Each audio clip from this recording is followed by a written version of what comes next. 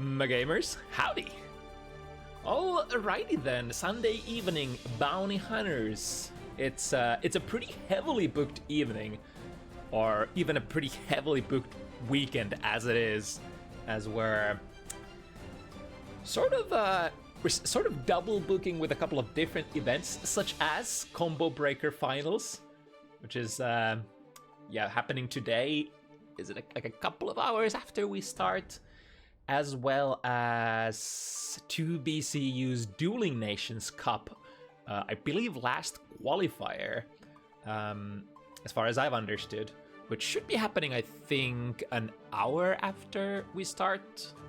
Might remember the hours wrong, but anyway, it's gonna be quite the evening of fighting games tonight. But we've got our show to run first before getting to that other stuff. And for the upcoming 3 hours, we're gonna settle the 7 show matches shown on the screen currently.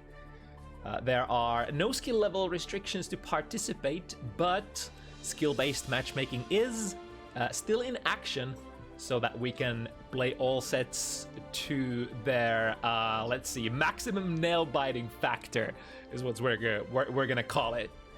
The name of the game tonight is Guilty Gear Strive, and the format is first to 7 wins. I'm also your usual host, puukie, and now let's get this party started. Yeah, after a couple of dumpster fire events, so to speak, it's kind of nice to go back to that supposedly everything seems to be working out as planned kind of an evening.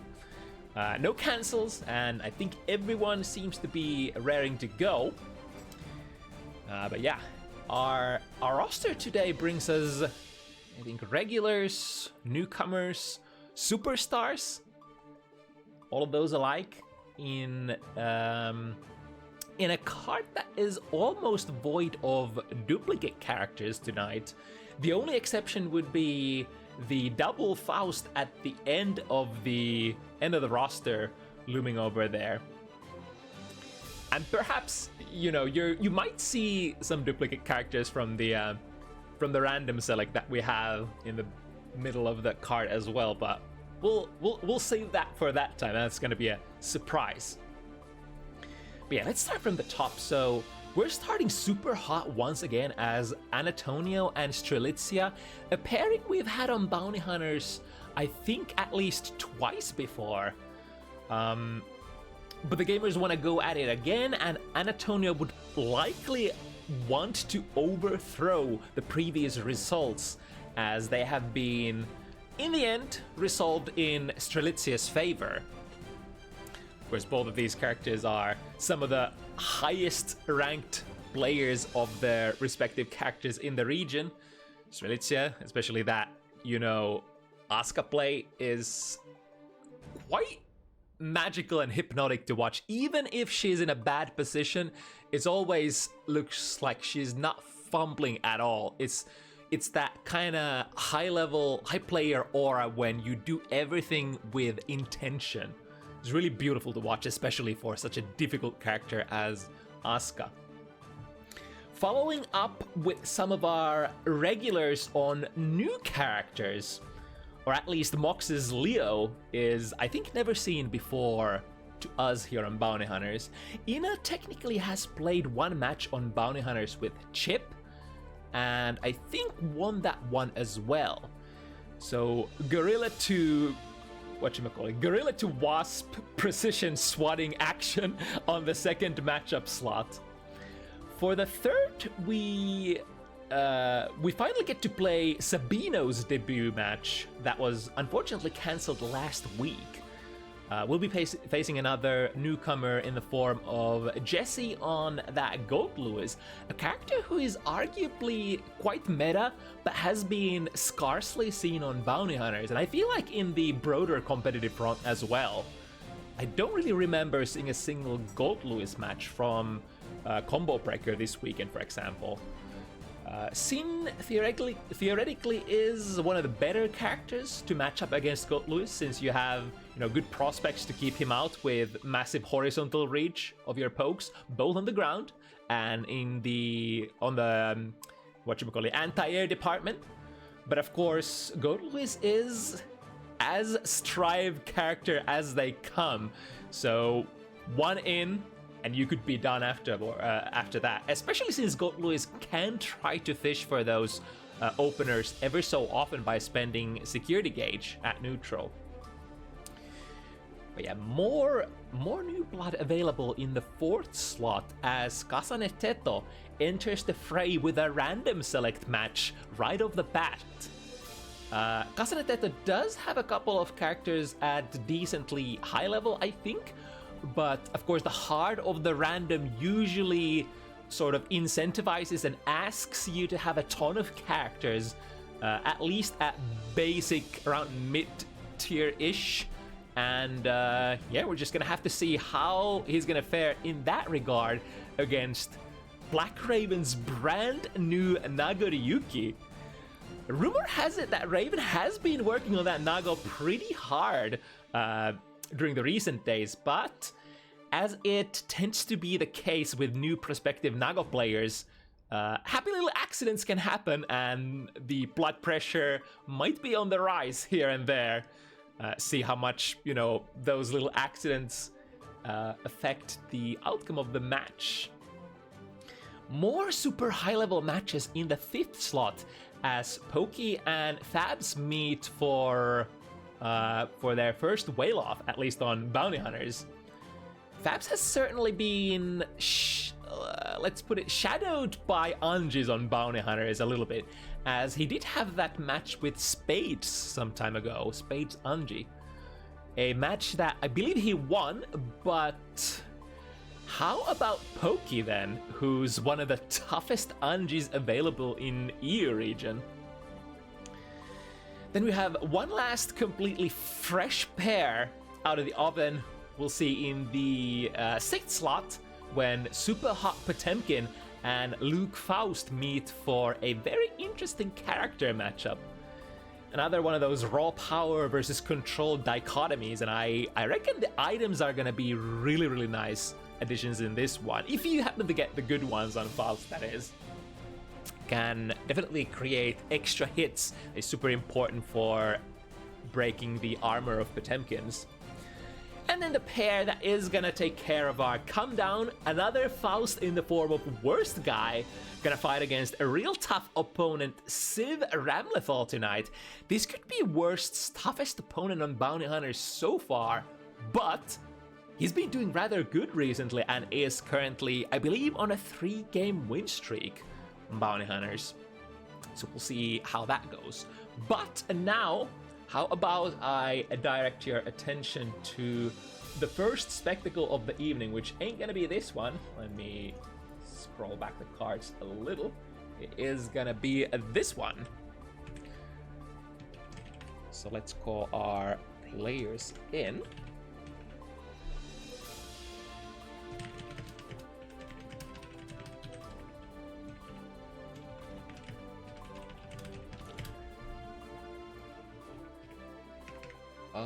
What was our code tonight?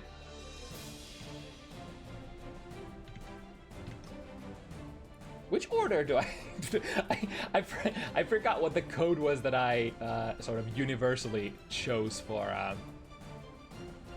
to have for Bounty Hunters lobby.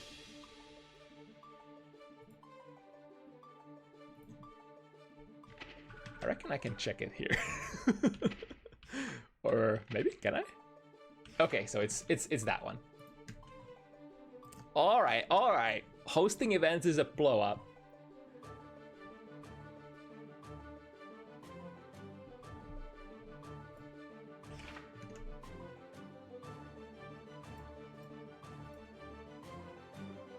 But yeah, quite the match. It's like, if you're looking for high level Asuka play, it doesn't really get much better than this unless you're referring to like world top players such as like Zando, Asuka, or similar cases. Definitely some of the best that we tend to see on our humble little region. And for how to deal with the wizard for this character Giovanna, I think Geo definitely has some tools, but I think Geo, from what I've seen in this matchup, at least from what I've seen these two playing against each other on Bounty Hunter before, I think Geo doesn't necessarily have the best cancels when you're poking into cubes. Of course, the layer 1 against Asuka is always, you have to poke into the cubes, otherwise Asuka is just gonna get so much value without contest. But even if you do, it's like you might have to do that at far range. But then what do you cancel into as Geo? I guess you can go into Spiral Arrow, which does have some anti-projectile properties. But generally you would prefer something that can sort of reach Asuka from very far away, such as like tools like Beak Driver, for instance, or tools that intercept, go under, Stun Dipper, maybe that sort of stuff. Stuff that just, you know, has a little bit of reach, because you usually do those dashes into like 5Ps or 6Ps or whatever your go-to button tends to be for poking those. Maybe 5K could be good for Giovanna, but you're usually looking for a little bit of extra range after that, after you collide with those cubes.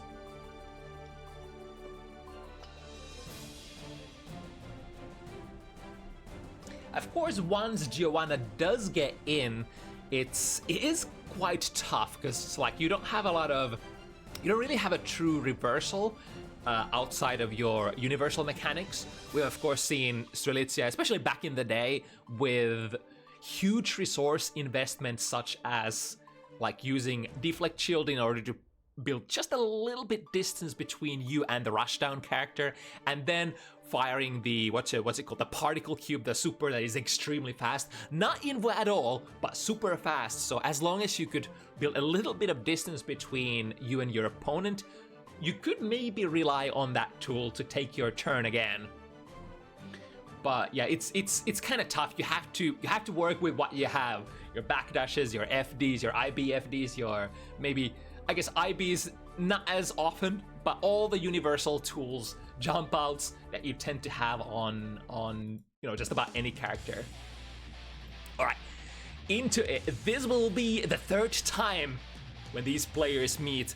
I think it is 2-0 in the favor of Strelitzia, but can Annatonio make a different kind of picture here? Starting with a good one, immediately into a big counter. Let's see. Yep, begs for a burst there, lest your mana shield is in peril. Only one attack spell in the hand will be able to, with that with the last spell that Strelitzia had, we'll be able to fill hand with standard cubes as we were in test case 1. Lots of standard stuff available in that one. Usually start in that one, try to build some sort of advantage, maybe knock the opponent down. Hopefully, like, one of the best finds would be, as you're hitting your opponent, try to find those buffs from test case 1 before you switch into test case 3. Exactly where Strelitzia went as soon as she was able to, you know, take a little bit, or like, generate a little bit of an advantage in the form of, you know, either knocking the opponent down, usually the favorite. Oh, but that's a big counter hit into. Mana shield still holds. It's always best if you get hit while you still have good amount of mana shield, or preferably some of those mana buffs active that help you in that regard. But now, that's a lot of mana gone, and with that Spiral Arrow, the rest of it as well. And wham, bam, thank you, man. This is how it definitely could go from the other viewpoint. If Giovanna gets in once, it's yeah, it's tough. But now with the frame advantage, we are in test case 3, and we have a little bit of distance. Enough advantage to open up that arpeggio. Wasn't able to get too much with it, and now Annatonio in the prime striking distance. And this striking distance is very long, as you have that Street Fighter-like step dash that you can actually cancel into your strikes, giving Giovanna very interesting active range for. Oh, that's a nice move! The super jump over, and then diving under with the air super. Dive kicking Strelitzia, and now you're basically guessing for your life. One cross over into another one. That should be plus for Strelitzia. So will have to somehow waste a little bit of time here, spending a lot of life into mana conversion to get that mana back as soon as possible. Bit shift, leveling up, level 3. Can we get 4? Yes, indeed. Don't even need to cast those. That was really good control. Once again, without any spells. It's definitely something that resource management characters such as, you know, Asuka can do. When you don't necessarily have the best resources in your hand, basically the main resource that you're usually juggling is your spells after all. If you don't have a good hand, you can try to sort of refer to your other resources, starting with the 5 heavy. That's a big fat counter hit, and would be a wall break as well. Interesting. So went for the spiral arrow, but the multiple hits, I guess it's like you would have to have the spiral arrow active and going already if you wanted to destroy a lot of those projectiles, right? So timing and spacing is going to be super important. Missing with the axe kick. So Strelitzia getting a little bit of a poke in. A couple of screamers. The rest of the hand was pretty lousy. So going into this mulligan super, trying to mix them up with the left right. Lock them down even more than a second. Teleport to the other side. Misses the combo though. So there is a chance. There is a chance for Giovanna and Annatonio. Look at that meter. And especially look at that mana meter. This is not an equation that looks good for Strelitzia. The mana shield still holds somewhat, and this is a soft knockdown. 2D to the rescue, and with that knockdown, we just go into the standard strike throw, close slash pressure.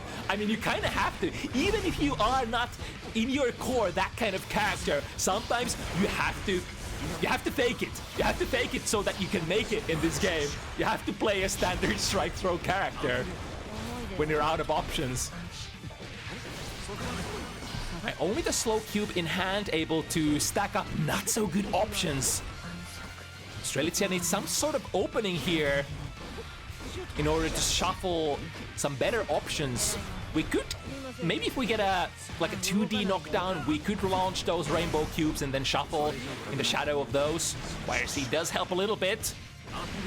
There's the 2D, and then straight into the lockdown, able to get a couple of attack spells. That's exactly the game plan that Strelitzia was planning for. But you can't necessarily go for the 2D willy-nilly, because if your opponent jumps, you're just, the round ends right there. 2D is such a, it's basically a standard projectile, just like, you know, any other fireball in fighting games.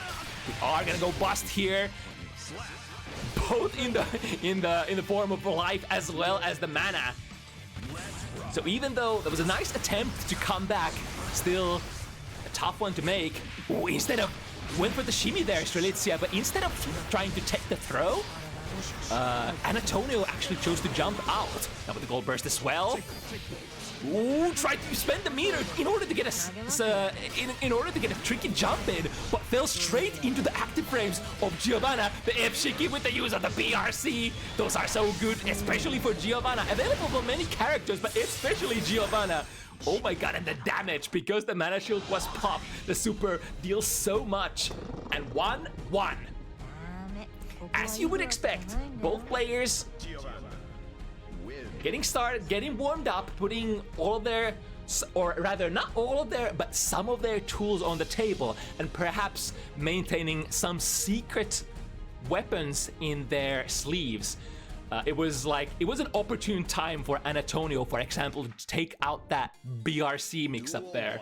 Slow down your opponent's frames, then you can do all sorts of things out of that one. You could go for straight, you know, high-lows, or the F-Shiki that Annatonio ran there. The gates are open. The black hole staff is down. We are in test case 3. Ooh, that trajectory of the rotating cube. Even if it was only one cube, Annatonio knows one mistake in the timing department, and that basically the thing revolving around the sun could hit your head and act as a combo breaker. Trying to FD, yeah. I think Strelitzia couldn't take anything on block here without risking the mana shield going broken. So starting with the FD and going straight into YRC after that big curry, that's gonna be a kill, right? No burst available for Strelitzia. Even the mana shield defensive modifier ain't gonna be enough when Giovanna starts combo with one of her bigger counter hits, and that 5 heavy, definitely one of them. Right, we have the overhead spell, uses it immediately. It's kind of, oh, okay. An accidental mix-up happening here, perhaps. Alright, dash forward, 6B, poking through the standard cubes. Now, Strelitzia does have offensive spells in hand, and will maybe be able to use it. Goes for a hard bait. Annatonio chooses a little bit more defensive approach here, backdashing away, but not getting an opportunity to attack afterwards. 2 Screamers in hand. Ooh, this is a very, very dangerous hand to try to contest. If you get some of those Screamers out, if you can start them up. I forgot what the startup of the Screamer is.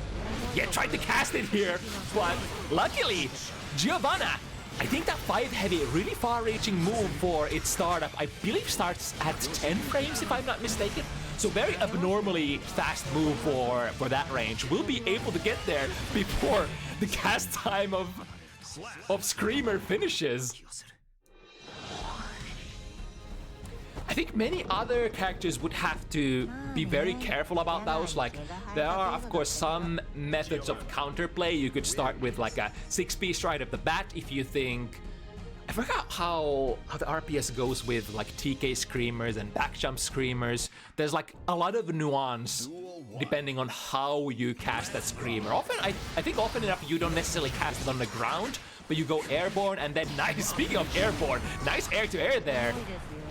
But Annatonio, ready to resource burn in order to try to prevent Strelitzia doing exactly this. Had an arpeggio in hand. I think, is this test case 1 again, or test case... I think this is test case 2, right?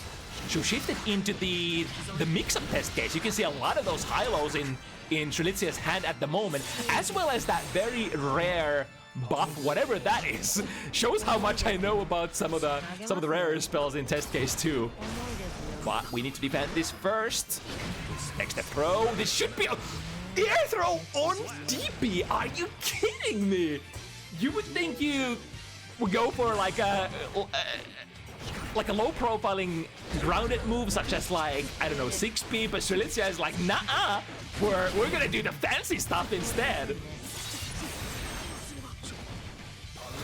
Now, DP spell is in hand, so we have some tools. Goes for it immediately, but Giovanna, or rather, sorry, Annatonio is vigilant as ever, and this would be probably a fool's errand, bursting with that little amount of... I mean, you could... it's hard to say, because you had so little health that you can't even do the health to mana conversion safely. I mean, as far as I know, you can still convert health into mana, and it should still work, right? But it's still, like, if you're at 0 health, it's not a good look. Not a good look at all. Got the poke there. A royal flush of blue cubes. Very fast pokes. Give me more. Give me even more. Finds a suitable hand. Or perhaps had to settle for that hand because Strelitzia had very limited amount of mana. Good block on the overhead. Sorry, the cross up. We still have good spell. Deflect Shield pushes Strelitzia far away so that the Guard Crush spell does not reach. Can do it again. And this is a lot of chip damage. Annatonio held for dear life for such a long time, but against some of the better spells, when it's not just those standard cubes that you have to contend with, it gets really tricky.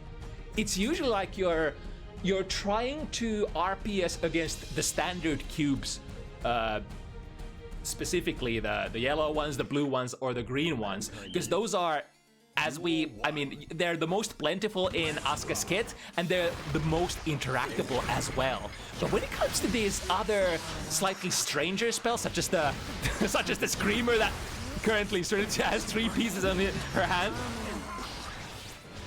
those are very hard to contest. And you see how Annatonio is moving around, knowing that he can't really step into that Screamer range.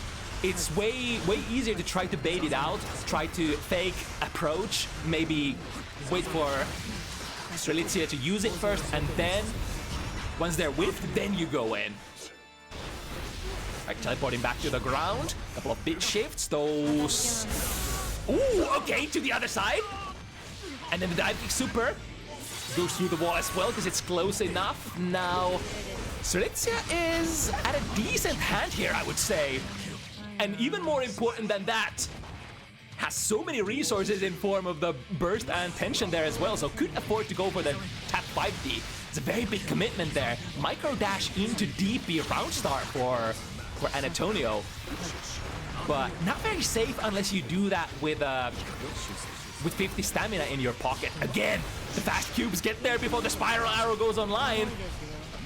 And then the other side of the problem, if you do it from a quotation safe distance immediately, you might actually whiff it, and whiff punishing becomes available for Asuka. But now with a premium close slash pressure, that close slash is +3 after all.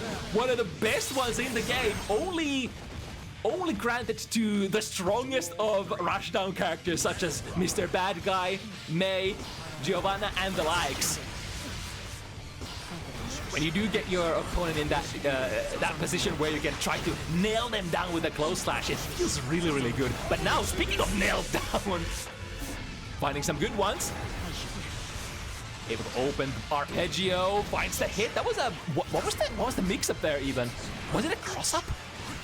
Sometimes the mix-ups are very, very subtle.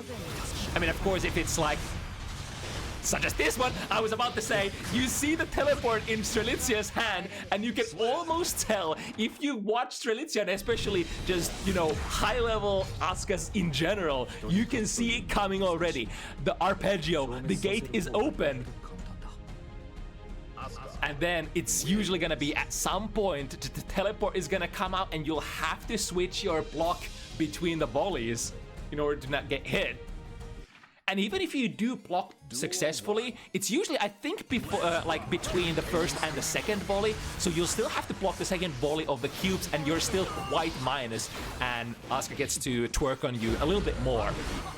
Right, cast the last one, get the full hand. And before getting the full hand from the last spell, Strelitzia switched to test case 3 in order to try to fish for those goodies.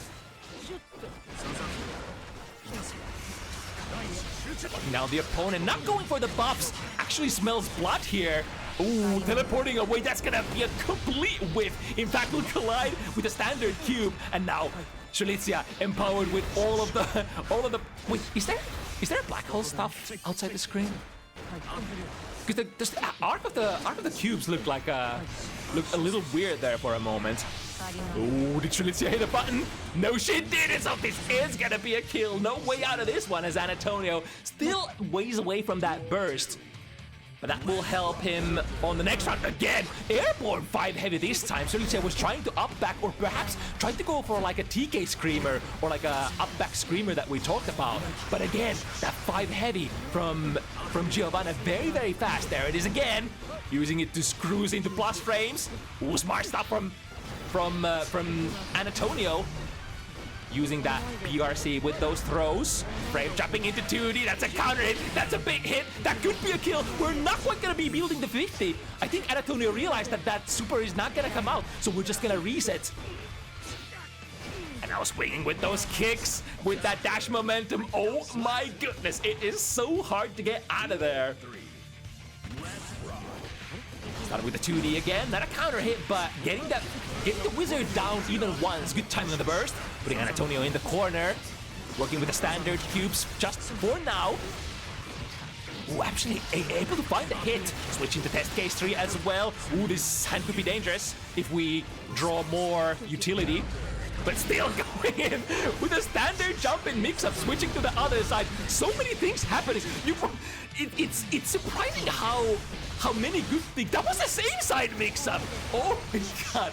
Of course, Annatonio was thinking about the cross-up, but the teleport actually landing on the front, and Strelitzia blazing forward with a 2-game lead now. Is this how the momentum shifts once again? I think it's usually around at this point when Strelitzia starts getting warmed up, starts getting those, those divine messages from the gods of Guilty Gear, straight from the brain of our Lord and Savior Ishiwatari Daisuke himself. Whispers of the void telling, cast this, do this. And it seems so strange to the most mundane players of us, but Strelitzia is a pro at this. Trying to find a good hand here. choosing a good combination of having like a standard attack, the gate, as well as a couple of buffs there. You have to open the arpeggio once again, shuffling the hand, teleport to the other side as well. The mana regen buff is active as well, which is so important. Actually has shuffled through the whole test case 3 here. Critical amount of mana still left. Oh, nice jump there. Reading the throw attempt when Annatonio this time did not have the 50 mana, sorry, the 50 tension to BRC, and that actually is a kill combo. Was that from the same starter? Damn. DP spell in hand. Yeah, that's a good reaction. Sees the spiral arrow come through and is like, all right, I'll just cast this DP on Wake Up. Choosing to not break the wall here. Decent balanced offensive hand here. Still in test case 1. Slightly minus that. Oh, again, a really great fuzzy jump out of the throw. The DK Screamer into an F-Shiki. Nasty stuff.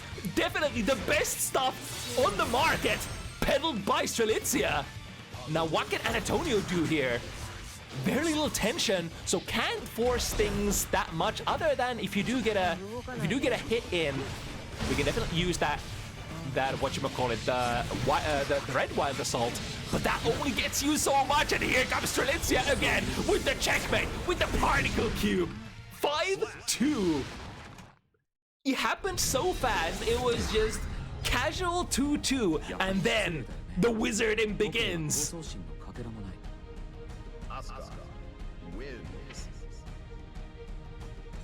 Such a snowball-oriented character as well.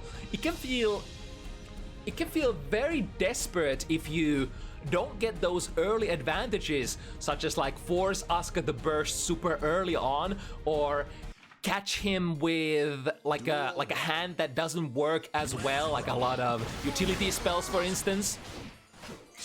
Hopping over the double jump, the anti-air attempts of Annatonio don't find their mark, and then from the Screamer we get to cast a couple ones, but now it's a counter hit. Strelitzia does have the, I think that's a, is that a mana regen up buff currently? No punish this time around. Shuffling the hand, dropping that meteor, but smartly Annatonio was backdashing just right there, able to avoid it completely. Please help, give me some good spells. These look suitable. Starting with a 2D, cancelling into the rainbow cube, and then the mix-ups come. 2 more rainbow cubes. Would need to cast the green one first in order to get some frame advantage. Oh, 2D will work as well. Being very, very careful. There is an option for YRC here for Annatonio, and one YRC at close range. This is kind of the conundrum. If you want to do mad damage, you probably... Ooh, meter for meter! Both bits! Player spending everything! But the age-old wisdom usually is the one that has more meter, and especially the one that burns the meter last, usually has the last laugh, as Strelitzia did have here. Into the pressure, got the throw. And the hold Strelitzia, nice read there. That was with the dash momentum as well. I think Strelitzia wouldn't have been able to reach that startup of a spiral arrow without the dash forward. So gauging the situation perfectly. Once again, a neutral jump into jump slash. We got a knockdown, we mix him up. Use the tension, shuffle the hand, or rather cycle the hand. We're still working with test case 1 here, so only basic stuff available. Not the nastiest things, such as like arpeggios and, you know, cross-up mix-ups. Ooh, YRC sees it coming, and it's gonna be plus enough to get a big punish. Annatonio will not go down like this. These are the kind of things that you gotta have. If it was like a surprising situation in my eyes. The sort of the round had progressed such a long time, and we were still in the test case 1. But it's probably a testament to like how much trouble Strelitzia had somewhere in between there. Wasn't really able to get like a super advantageous position anytime during that round, but now this is definitely an advantageous position with the guard crush and everything. Threatening strike throw, going for the throw option, and no mercy in sight. It is a storm. Is Strelitzia gonna go out just like every single time before. The 2 times Strelitzia did have Annatonio's number, and currently it seems the course is as history has predated. But Annatonio does have a chance here. We've seen sicker, nastier, weirder comebacks before, but we'll have to lock in really, really hard. Strelitzia switching to test case 3 right off that first interaction. This is, I feel like, a very common switch as well, that you switch to test case 3 when you still have your maximum hand of standard cubes from test case 1, so you can kind of comfortably shift into, you know, from the standard play to the weird or the overpowered play. Kind of to prevent that you don't draw an empty hand immediately, or like a completely dead hand immediately, such that could happen if you cast the standard bookmark that fills your spell slots immediately. If you, with an empty hand or an only bookmark spell in your hand, switch to test case 3 and then cast it, you could end up theoretically with like 4 teleports or something like that. Pretty good for Annatonio here. This is what the doctor ordered, but it has to be a long prescription to be able to make it to the end. Starting with the Wild Assault, but not being able to put that much... not being able to inflict much damage. Strelitzia just staying completely tight. Finding a time to use that 2D. Annatonio is back in though. DP spell in hand. Annatonio will leverage that! It gets cast airborne, but a hard punish spot sees Annatonio dashing forward. That was tough. Went for the throw. I think the throw was actually queued before the slowdown as well.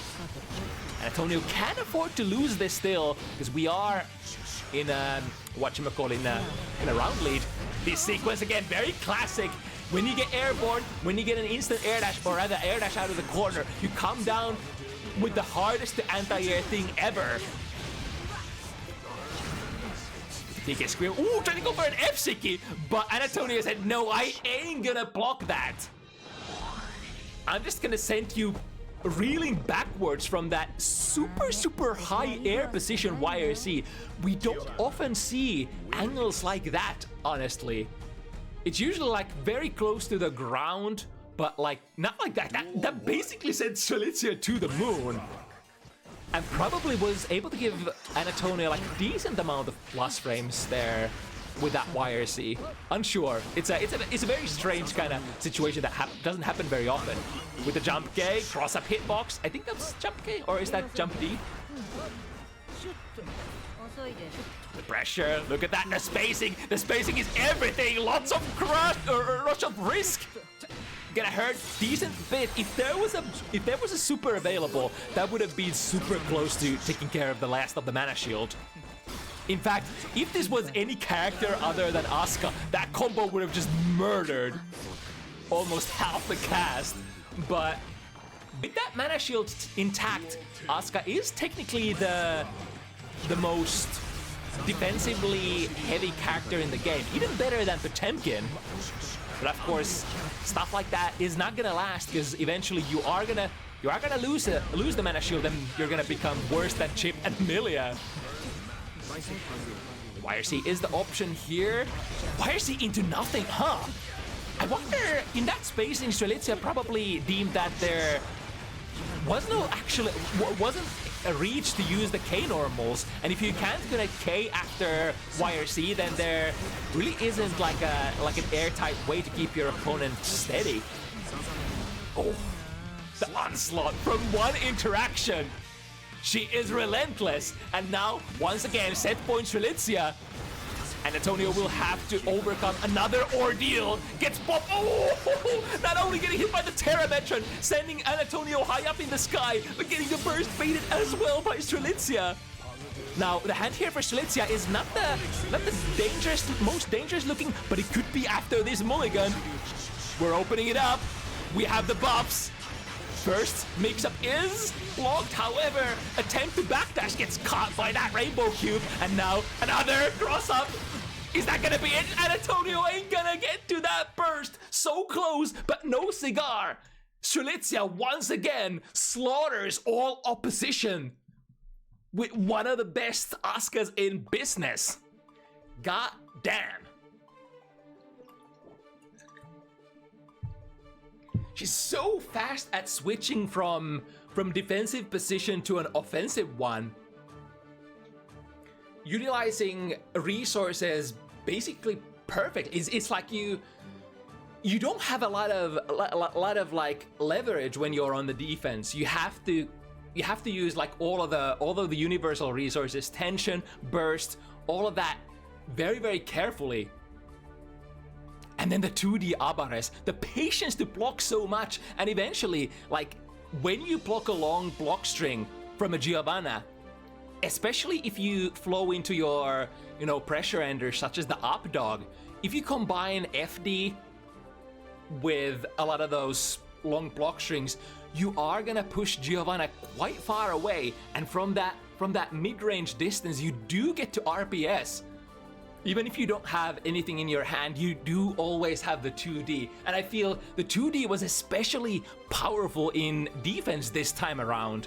Surprisingly so. But damn, she is good.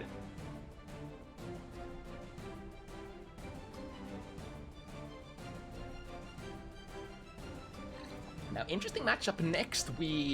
We'll see Mox for the first time on that Leo. Mox more known for her bike and play, and I think Ina more known for the Bridget, right? But we've seen Ina on this chip at least once on Bounty Hunters before, if memory serves correctly.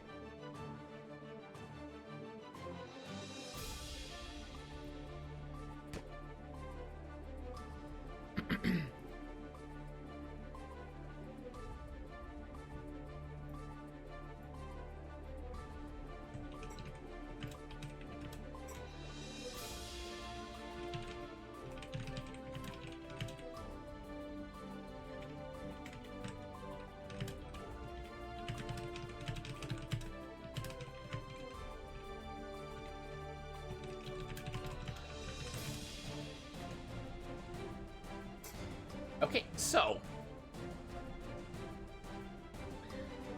from a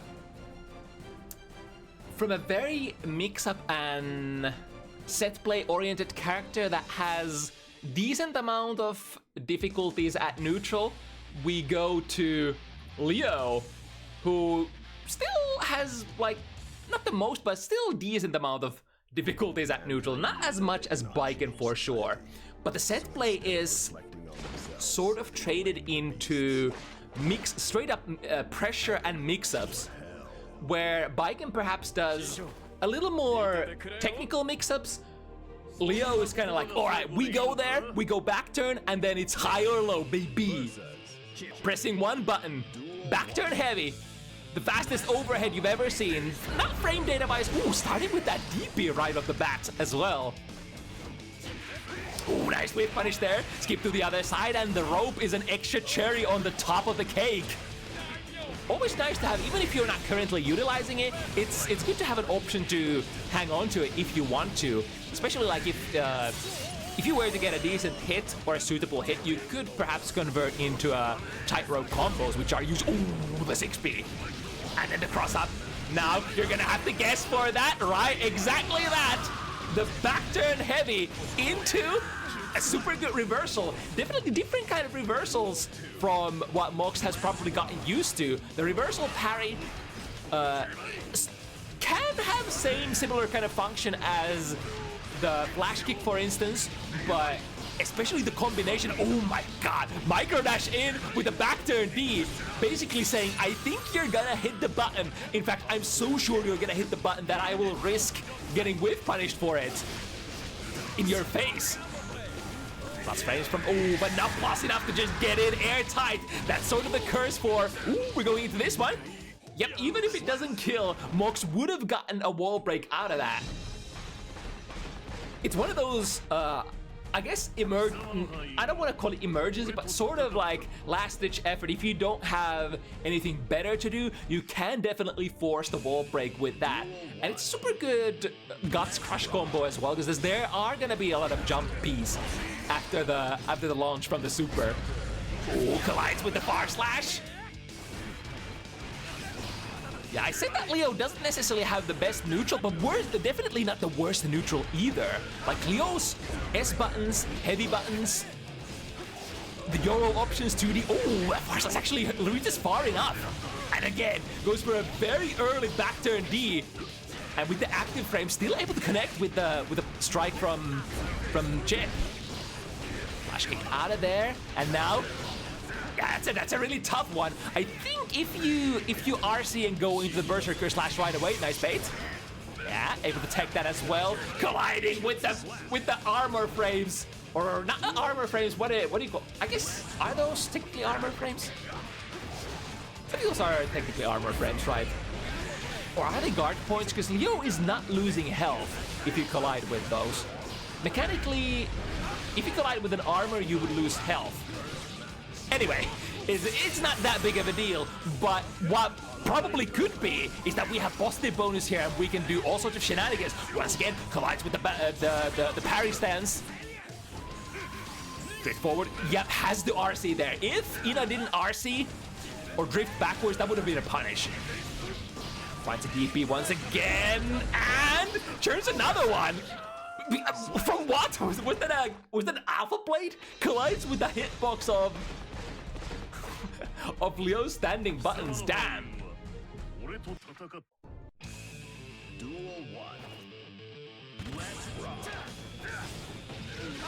Play starting very patiently until you have that one knockdown where no patience is to be found. I mean, by definition, Leo's best mix-up situation, best pressure situation are in that back turn where he cannot block. So it's like all offense, no defense whatsoever.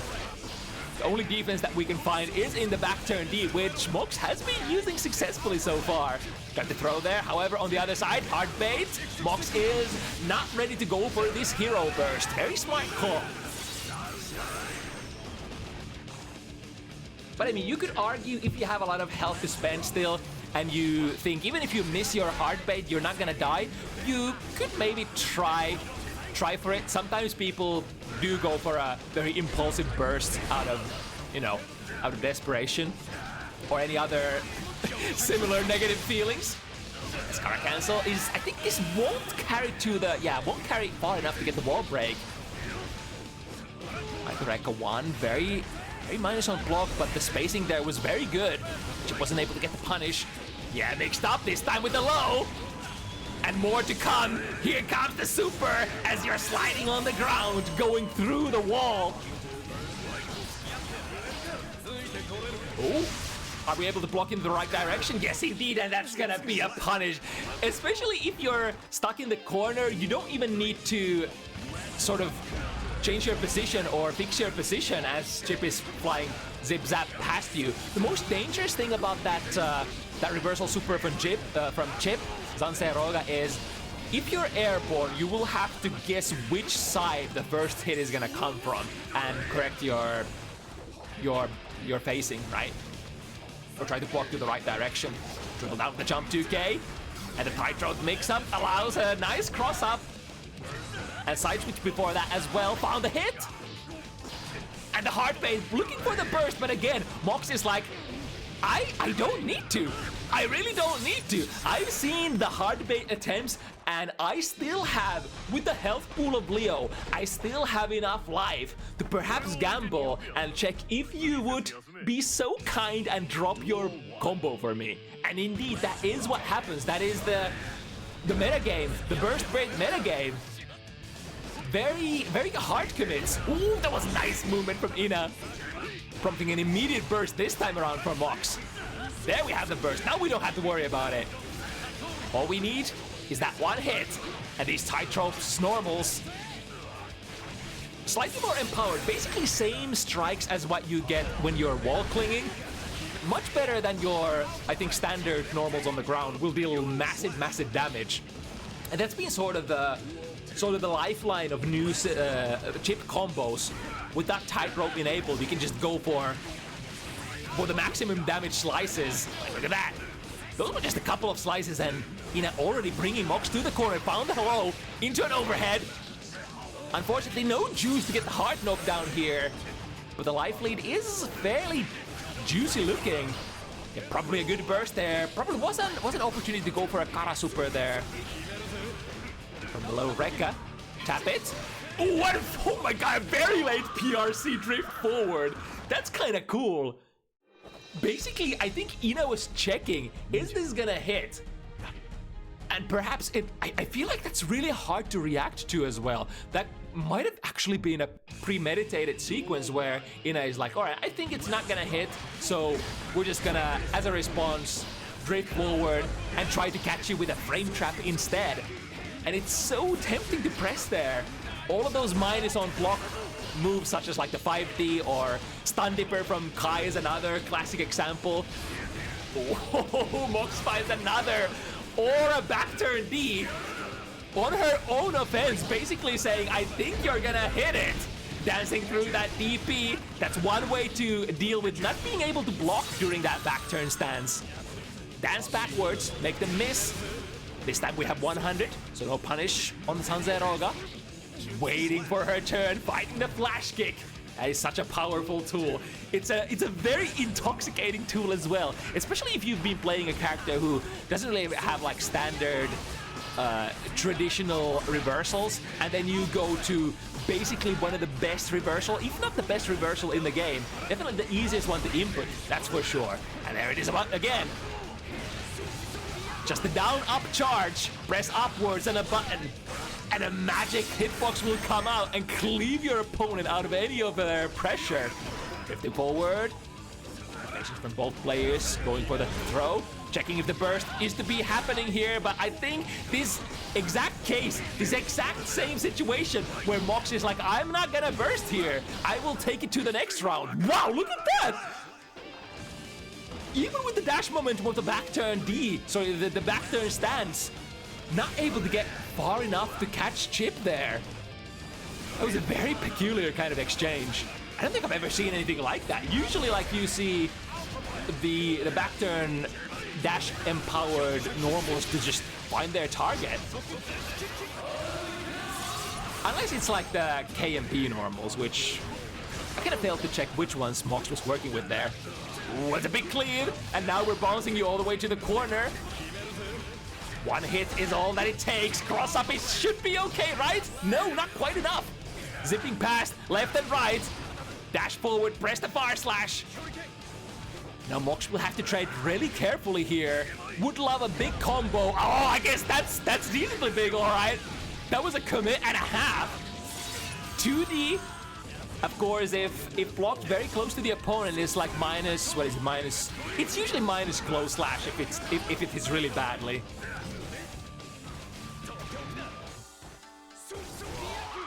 Oh. From the empty cancel, Rekka 1 into Rekka 2. If you react to the first one, you might get caught by the second one. Ina slowly warming up, it seems like.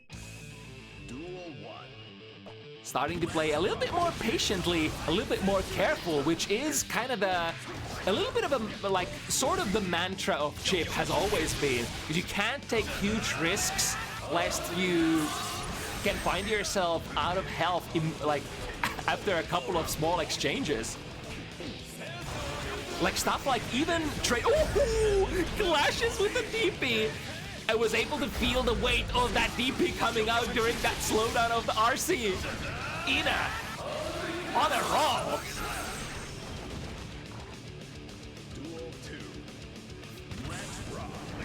Starting with that DP. Oh, that's a big counter hit. Do we go to the wall?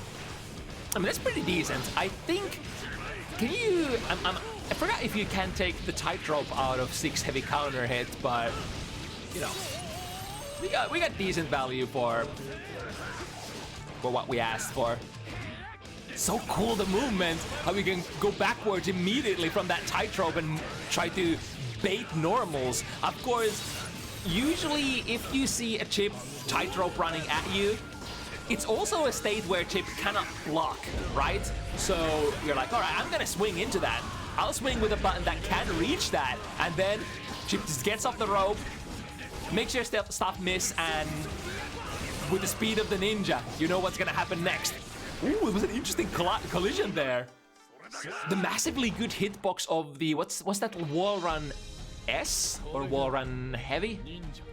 I didn't see it clearly, but collided with the parry stance, but due to the very awkward angle, Ina was able to completely avoid the consequences that you usually have to face, the consequences that you have to face on the ground.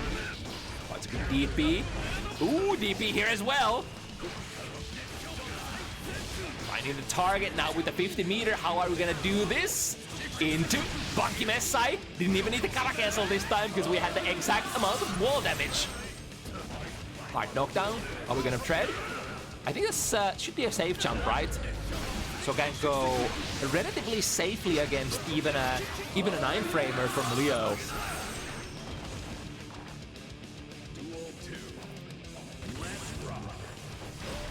Ooh, the multi-hit still. Even if it hits multiple times, Mox holding the parry stance just enough time. Like, yeah, again, look at that.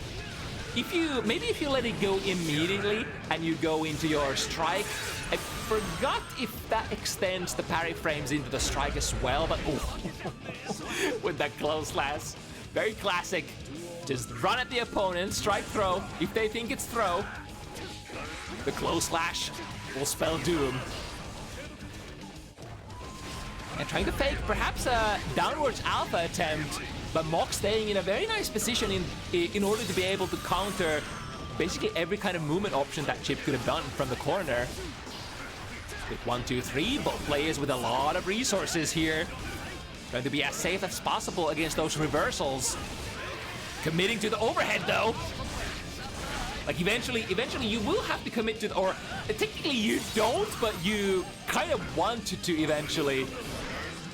Like if you don't commit to something that could be DP'd, then there is also no incentive for your opponent to necessarily ever DP. But still a lot of resource advantage on Ina's side. Finds the Rekka again. The 1-2. Even if the Rekka 1 misses, the second one ready to go. For the first time, Ina taking the lead position here. It was like 3 for Mox, and immediately huge momentum shift. 4 for Ina. Did we figure out something? I don't know. Ooh, nice quick punish there. But again, I think not the most amount of damage out of those huge interactions for Ina. Being rather content to doing like just the basic stuff. But basic stuff can be very, very beautiful as well. Wants to take the soft knockdown here on the wall break. Ooh, very aggressive. Instant air dash into jump heavy from Mox, colliding with the Rekka 2. Spend the meter.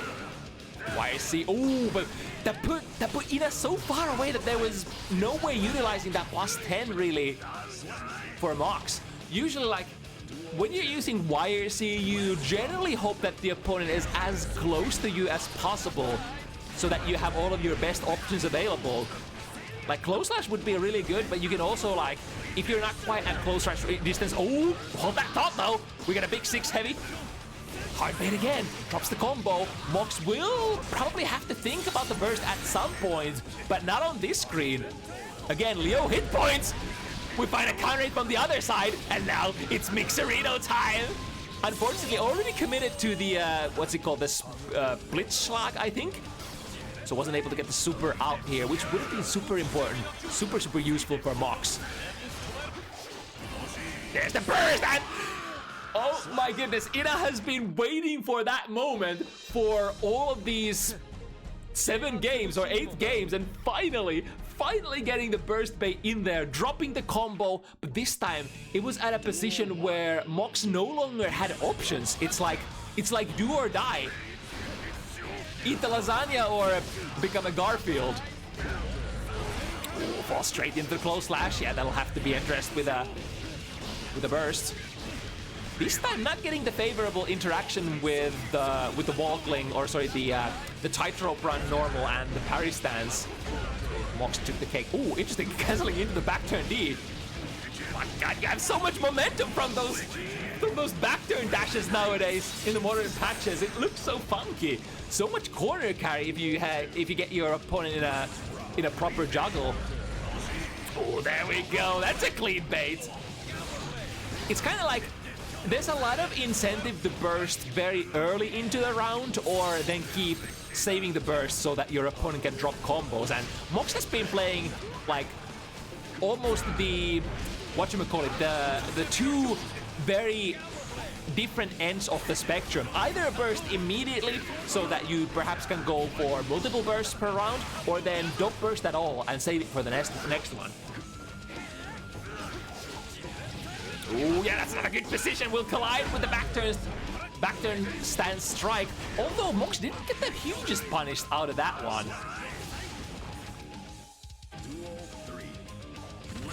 Long distance, making sure that you didn't necessarily have all of your best combo options available. All right, burst him into the corner. Shimmy. Let's start it with a bang. First, 50% of your life gone.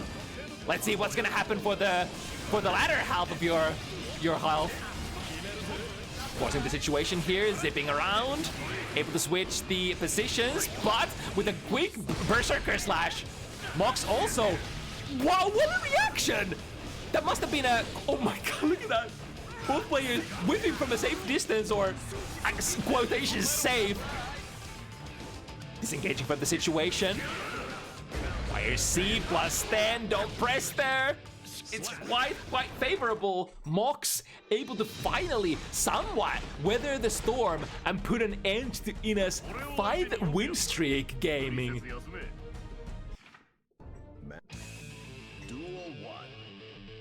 Right, at a very interesting, exciting moment as well, as we're heading to the last round. Ooh, let's see, the burst comes out immediately. Yeah, in that kind of like immediate burst, you would have to jump cancel your close slash immediately into a block if you wanted to burst bait that, if you don't have tension, that is. Of course, you can, with tension, do a little softer burst baits, where you don't necessarily drop your whole combo, but of course the cost is that you're spending your precious resources to make that bait happen without adding to the damage of the combo. That was great! Throwing out of the downwards alpha blade. Don't see that happen very often, but definitely something that you can do. Yeah, sending it full screen. Dash momentum 2D. Especially if you have 50 meter. It ain't no big. Let's try to do it again! However, this time, it was in the perfect position. However, the follow-up wasn't. Actually, I had to blink for a second, and I missed what happened in the follow-up sequence. Either way, Mox evens it 5-5. Man, I mean, it's tempting. It worked the first time and prompted the burst, and then wanted to do it again, this time with the 50 meter. But Ina was on top of that spacing. The kind of move that Leo 2D is, especially, it's kind of like a low crushing, forward moving tool. If it meets anything like a far slash active, it does get beaten pretty easily. Here comes Ina with the mix-ups. This time, the startup of the Genrozan as well as Alpha Blade. Oh, I think that's not gonna punish. Was holding on to the parry stance. Yet then, on the way out, lets it go, lets it rip. It's gonna whiff, and the whiff punish that follows. Can never forget how good this character Chip Zanev is at whiff punishing. With the left right. Yeah, getting into the tightrope. Drops it there in the middle. They should yield a wall break if Ina wants it. And of course, why shouldn't you? At that high distance, there is probably no safe way to drop your opponent to the ground. And the 5 heavy smack once again.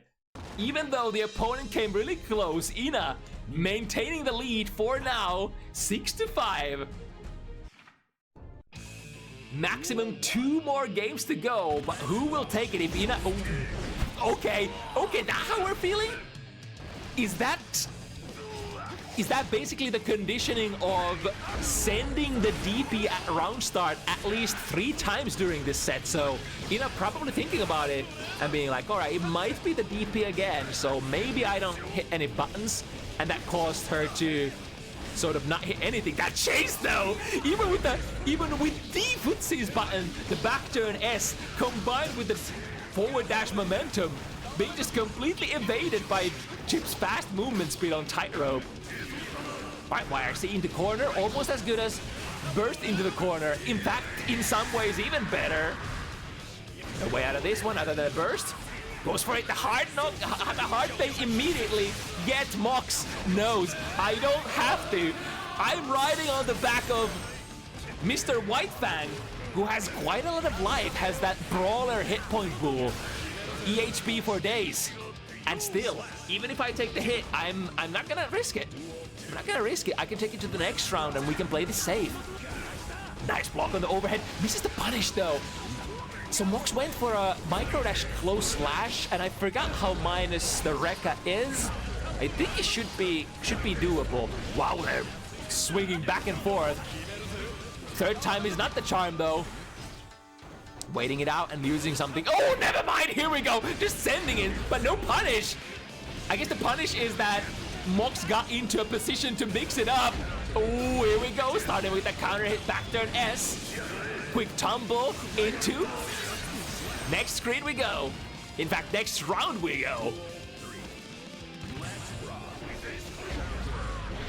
Again, the very early hard bait.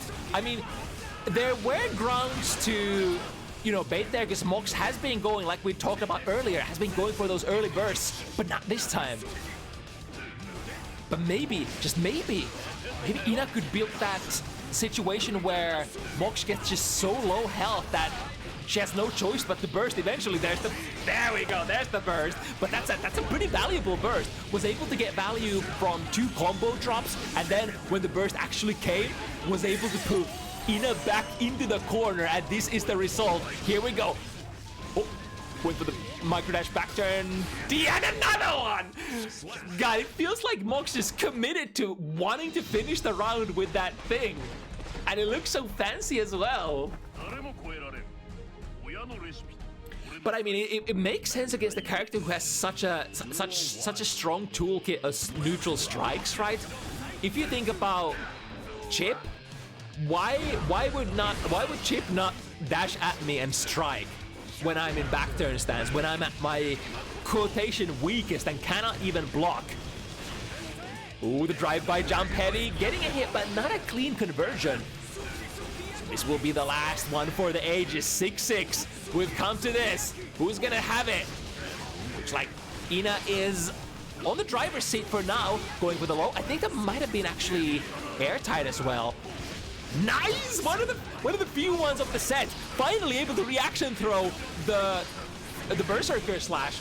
To Ina's defense though, I think Mox has been playing situations where that Berserker slash is just not throwable, such as after HKD wall break and going for a meaty Berserker slash, or using RC and then going for the Berserker slash, which does not give you a 2-frame gap. It's actually only 1 frame, I think. Of course, depending on what you cancel from, but usually the attack level moves that Leo cancels from are... You just don't make it possible for you to throw. Ooh, here we go. What are we cooking with this one? Just a couple of 6 heavies. I mean, that's a decent amount of damage. Late RC. And DP gets Mox out of the trouble. The close slash connects. However, the opponent is airborne. The far slash once again hits high enough in order to take Chip down from the tightrope. Last of Ina's meter. We're gonna have to work with basically nothing after this, but maybe she does not need anything else. Here comes Cold Burst. Mox, on the other hand, is gonna have a lot of resources. There's 50. 75. Is that a kill? Super will do it. Has not missed this even once during this set. And why would she on this one? Absolute last round. Ina starting with a little bit of an advantage here on that burst, but not a whole lot. Ooh, that's gonna equalize everything. That's so much of your life. Was that with... That must have been with risk as well, because Leo doesn't usually do that much. Just a modest gorilla that hits decently high, unless there's some risk on the bottom of that combo. Ooh, that was clean! In order to prevent that, you know, RPS situation from happening from turbulence. Like, look at this. It pushes the opponent so far. Footsies though, back turn S, preventing the tightrope, and now, last mix-up into the D! The D! Give her the D! The back turn D once again! The tool that Mox has been used to finish so many rounds relies on it once again. It's a sinker, hooker, and a fish is reeled in. Wow. What a slugfest, but I mean, should have expected as much when it comes to Leo and, you know, Chip. I mean, I guess Chip doesn't want to brawl that much usually, but I mean, Chip can definitely brawl. Okay, before we go into next one, let me do, there was a request for related to one of the cards, so let me fix and switch.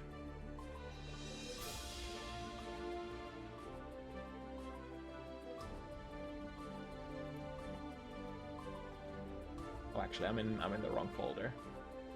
So this one. Thank you, Windows. Okay. And that should be that. And we can go on with the show.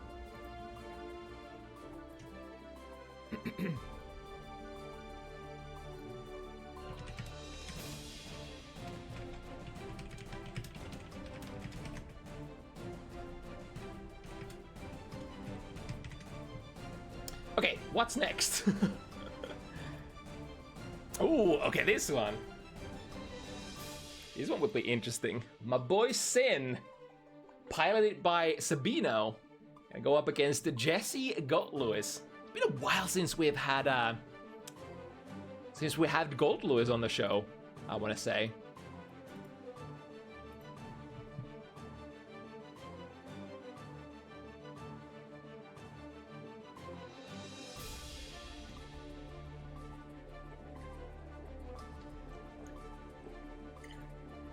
Matchup-wise, I think other than... I'm not even exactly sure how the matchup spread of Gold Lewis actually works. I think is like relatively weak to some of the zoners, but outside of the zoners, from the mid-range pokers, Sin is actually pretty decent pick against him, theoretically. Of course, once you get in, many characters get mauled and mowed down in the face of that guard crush pressure as, you know, as any other. Although even in defensive situations, Sin possesses some unique advantages, such as, you know, DP is always nice to have. Can, you know, can, for example, DP the meaty Behemoth Typhoons if you want to try to go that route.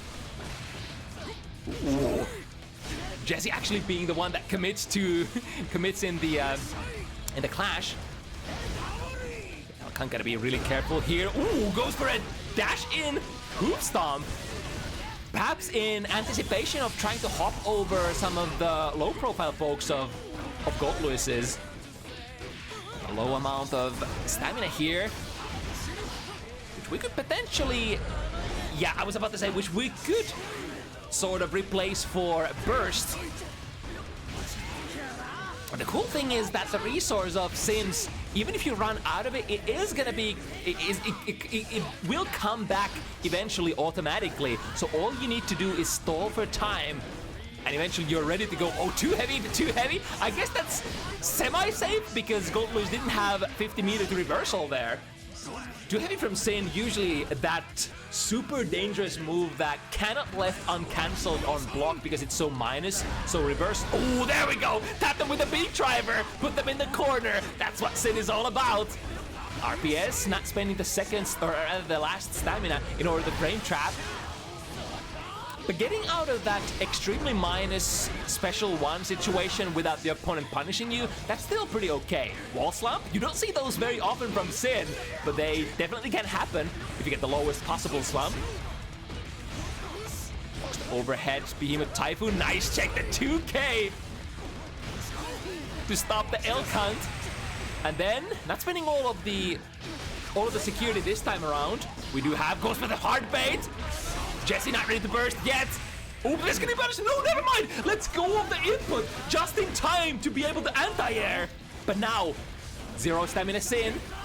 We'll have to stall for a time a little while, which is definitely possible because Goldmoose is not the fastest character on the block. Wakes up with that throw, which is, as long as you don't get meated, that's an okay thing to do. Even if you whiff it, even if your opponent backdashes, is not home, or is airborne, you're gonna get that PRC and gonna be just fine. Can't even see what the opponent is doing at the time.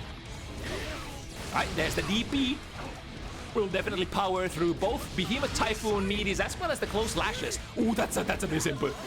It's a very dangerous misinput as well. As far as I know, most TK Behemoth Typhoons are not very desirable on block. We get the wall break by spending everything, and now... Ooh, okay, we're not playing defensive here. I mean, 50-50. Yeah, Sabino is trying to sort of not commit too much. I say that, and we go dash in hoop stomp once again as soon as there was a little bit of stamina in the tank. Didn't cancel into the second follow-up fast enough to get the combo. And now an opportunity for Jesse. Maul it down, starting with... I think that was a counter play against Hawkebaker, perhaps would have been able to cross to the other side, I want to say. Like if you perfect your strongest meaties, it's usually a sign that you're looking for a bait of some sort. Got the wall break, and a lot of stamina left to be spent as well. So we can force things here a little, RC, to put them through the wall. Oh, okay, choosing a sort of combo routing that does not force the wall break, which is an okay option as well. Nice, again, stopping the security gauge before the opponent gets to air dash in. It's a counter hit. We get the mix up here. Staying patient. This is -2. Yep, pressing buttons immediately. No. Interesting. The instant air dash Behemoth Typhoon, but this time we had the meter. Yeah, he's able to get the drone out. Prompt an immediate burst. Sabino definitely wants to keep this in the home court and then send him home. Get him a taxi, Tyrant Barrel, bam, out of here.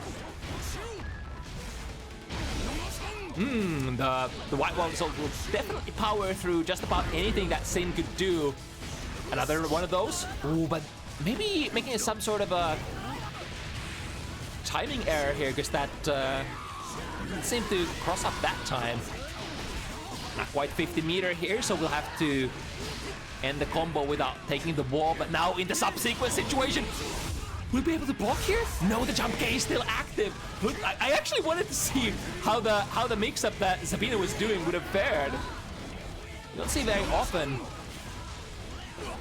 Waiting for the DP once again. No DP inside, and then we proceed. One of the most classic ways to play against reversal characters.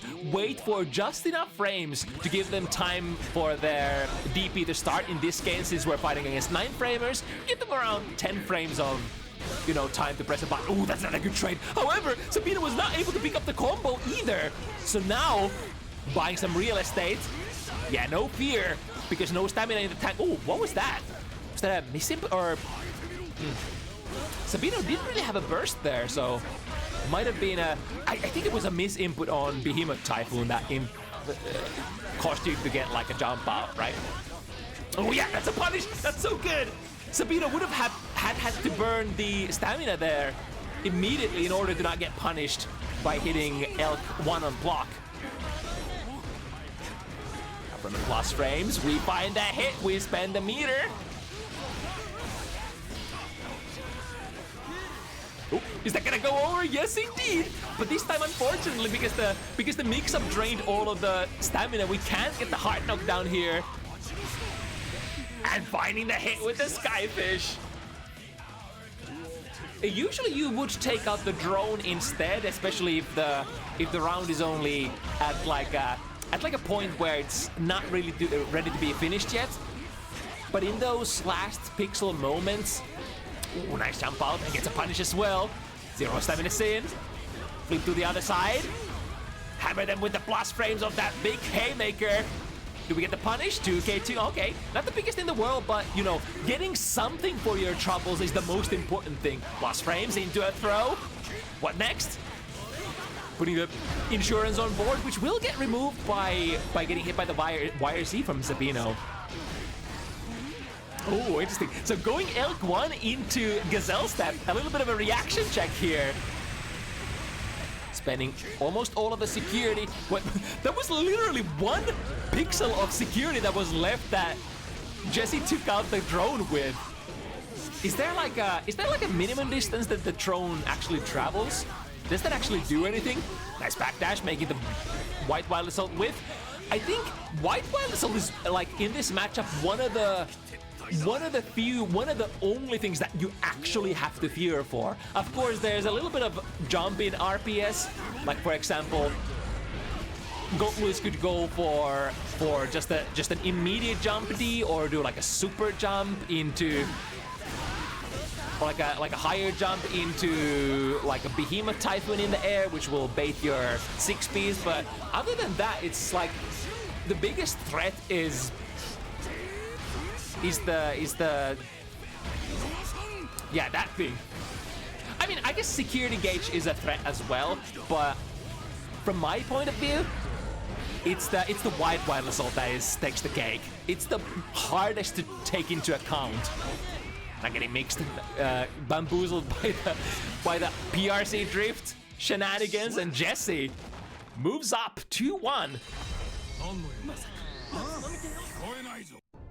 Playing relatively slow here. Both these characters are super heavy hitters, but I think there are situations where both of them have to slow down their game a little. Goatluis, because you are a big body. Ooh, clean throw into the corner. But also Sin, because you eventually will run out of your juice. You will run out of that stamina and don't really have your explosive potential until you wait for a moment. I think Sabino didn't hit a button here. Yeah, we get a punish. Going for the 1 stamina burner. Like that.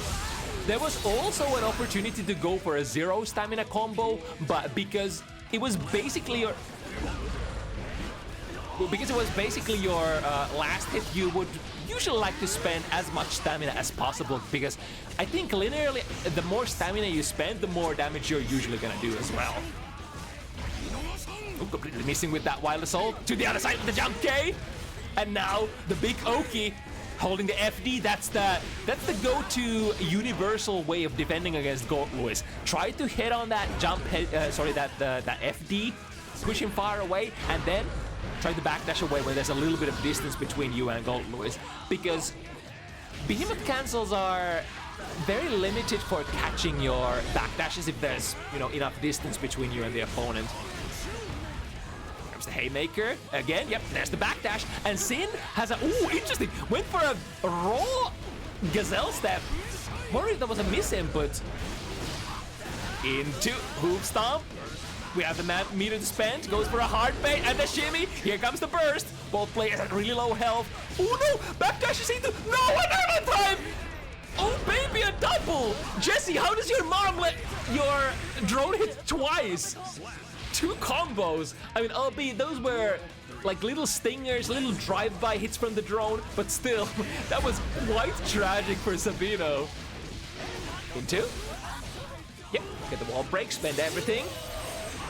And now in this situation, you always have the kind of like the conundrum. Am I gonna try to play aggressive, or am I gonna try to play defensive and wait for my stamina? That should be a punish, yep. Smart.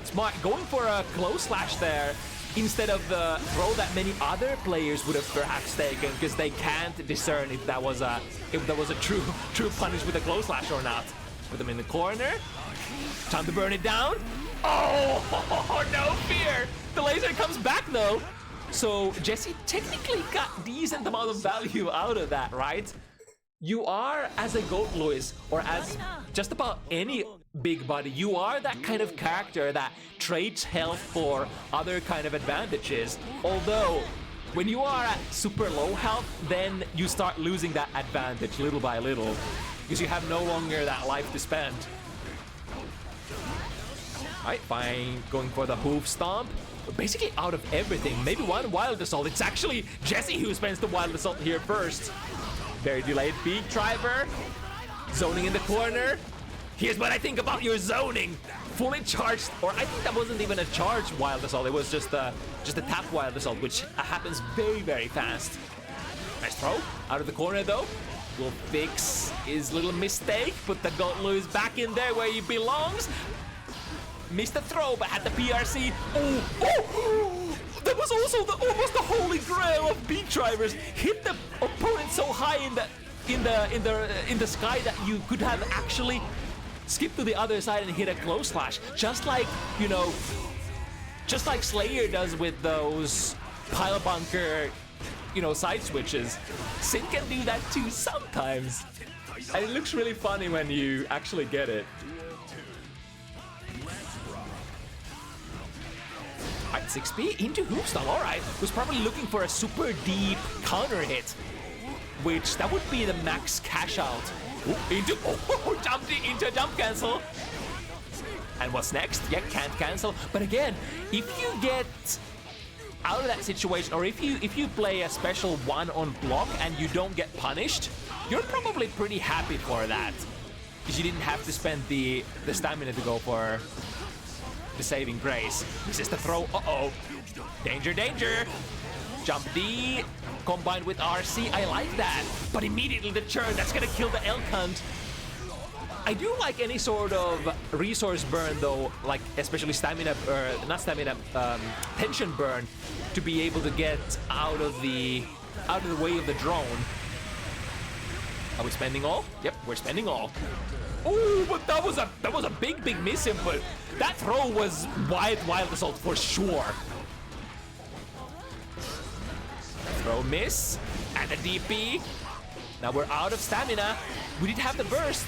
Sorry, oh, there we go. Wasn't able to let go of the Skyfish in time to save himself this time.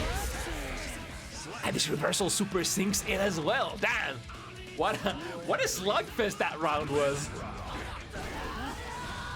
Choosing to not spend the 2 stamina this time to go in.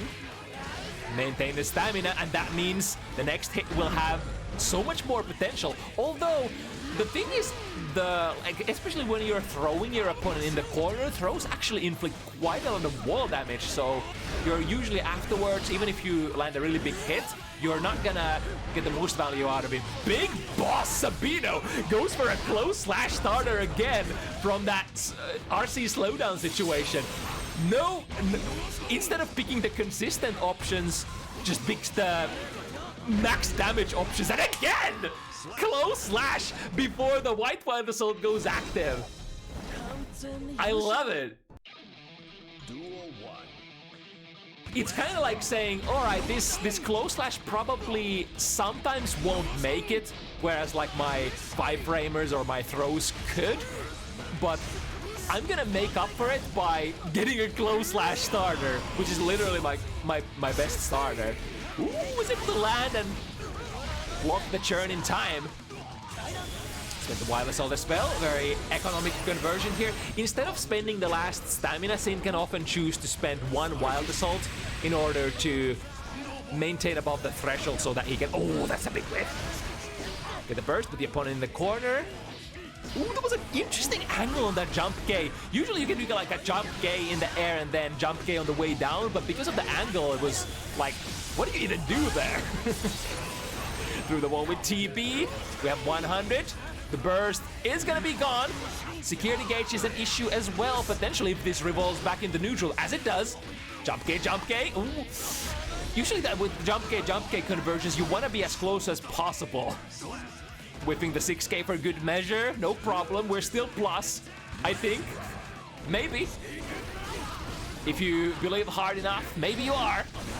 Plus frame still here, but that's gonna be all of Sabino's stamina for now. And even without stamina, even Beak Driver becomes slightly dubious because it does extend your hurt box forward quite a bit.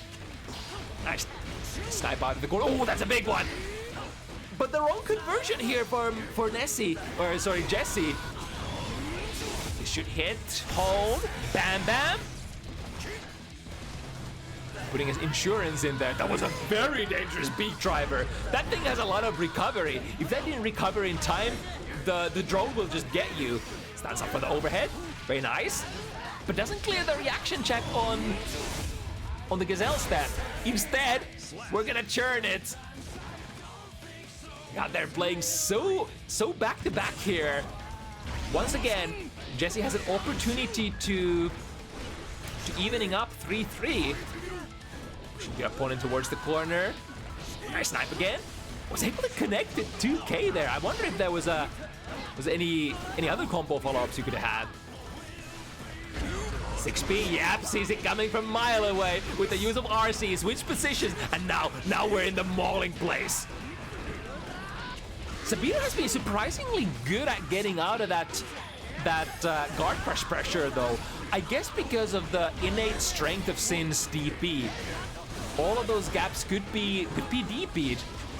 Tried to go for a 5D tap, however, didn't have the frames for it, for Jesse was ready to challenge there. Yeah, you would usually have to play 5D taps from buttons that are very plus innately and can Gatling into them, such as like close slash 5D is a very classic sequence. Not just for Sin, but you know, many other characters as well. Yeah, with the 6P forcing Sabino back into the drone, prompting a burst. Both players have spent theirs, and here comes the 2 stamina burn, or maybe the 3 stamina burn. Missed the 2K there before 6 heavy. Backdash out of the Behemoth Typhoon, and then the DP. No follow-up though, because there is no stamina. So we'll have to let that pressure go, or that momentum go for now. We can press it though. Yep, whenever you have that stamina, you can go for the Gazelle step after the DP, which will make you the most privileged character in the game. Sin Kisk, no other character can keep up their pressure like Sin can. Usually go back to neutral, where Sin is like, I'll spend 1 stamina and I'm ready to pressure you with close slash or sometimes even 6K. I guess not 6K anymore because the frame advantage got nerfed a little, but you know, you get my drift. It's still very, very good pressure after your reversal, and you're the only character in the game who can do it. Right, committing to the jump in. Here comes the White Wild Assault again. The bane of your existence throws the fight heavy. It is a quite slow starter. Usually preferred in block strings. No punish. But maybe we don't need it. We're gonna go into the big burn combo. Into a throw. One more. Oh, but after the 2K 2D, we got the DP, betting that there was probably going to be a small enough delay in the stagger, or perhaps 2K 2D into a Behemoth cancel. Good block on the overhead again. Jesse has been really good at standing up for not just the hoop stomps, but also the 5Ds. 5Ds. No anti-airs here. Goes for the reaches for the cookie charge, but Sabino was shimmying that time. And then OTG, not quite enough. Deflection will push Sabino away. Oh, and there we go again. It's a very dangerous prospect for Gotluis to press buttons at that range. You would like have to. Like the buttons you would be pressing are something like, I don't know, 2S or 2K for the active frames to try to prevent Elk Hunt from coming in. But if you press those buttons, you're very, very whiff punishable. And you know that Sin is so good at whiff punishing as well. So like you often tend to just hold it. He's at a perfect distance where it just completely whips. Didn't even need to take it on block. Right, late air backdash for the overhead option. Here comes the DP again. Sabino is completely loaded. Spend it. Bet your ass we're gonna spend even more. Oh, the stamina. Sorry, the burst as well. However, somehow, Jesse has been able to weather the storm. It was literally every resource in the world in the bank. Revolving back to neutral, the Elkan doesn't quite get there. Would have been able to go under all of those shots if you were just one character length closer, maybe. Here comes the 2 stamina burn. Ooh, because the 2K 2D just doesn't juggle as much, huh? They're still hoping for the wall stick, but it's not gonna come. Instead, Jesse is gonna pounce out of the corner.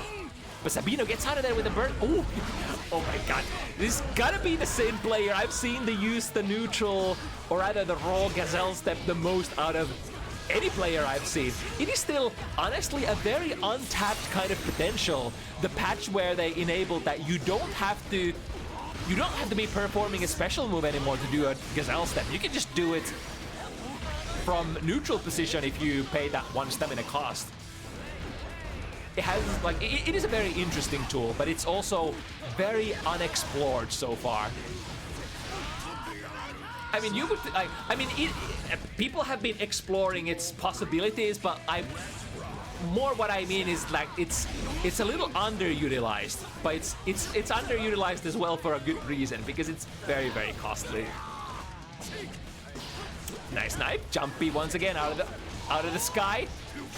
Put the drone in there and the guts to just DP there. Nevertheless, if the opponent just waits for you to, start blocking the drone, you're toast. Backdash, got caught by close slash. There we go, there's the anti-air. I think Sabino has been a little too, oh, nice dash jump. It's gonna be a punish. But yeah, as I was about to say, Sabino has been a little frisky doing exactly this. Just doing the jump cancels, jumping, waiting for some sort of reaction. It's kind of like, I think, doing that for the sake of like a neutral jump shimmy in a way. And RTL would definitely kill here. From that distance, you also have the ability to just turn around and do the full sequence. 3 hits into the 4th with your 100 meter, spending all of your resources for that RTL and getting the big cash out. We go with the 2K with the hoof stomp, and they should get the ball break, unless, yeah, it's definitely okay to take the reset there instead of breaking the wall and just save the stamina. There are different schools of sin that choose to,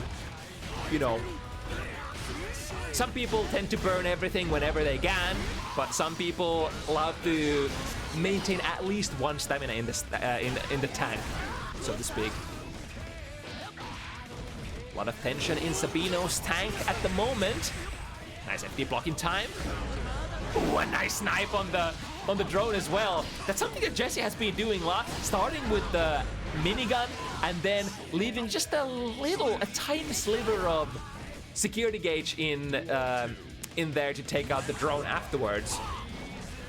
But he always gets sniped by Sabino, so I'm super curious how long the drone would go, or rather, how long would it even persevere on the stage, or persist on the stage. There we go with the usage of 50 stamina. Put Jesse in the corner. Oh, bringing in the shenanigans, the jump D, basically asking, do you know how this tool works? The 5B, ooh, no whiff punish there, wide open for a while. But Sabino was going for a 6B of their own as well, and this should be a kill, right? Yes, indeed, Sabino. Ever since that 3-3, has been able to accumulate lots and lots of momentum, snowballing into what now looks extremely hard for Jesse to bring back.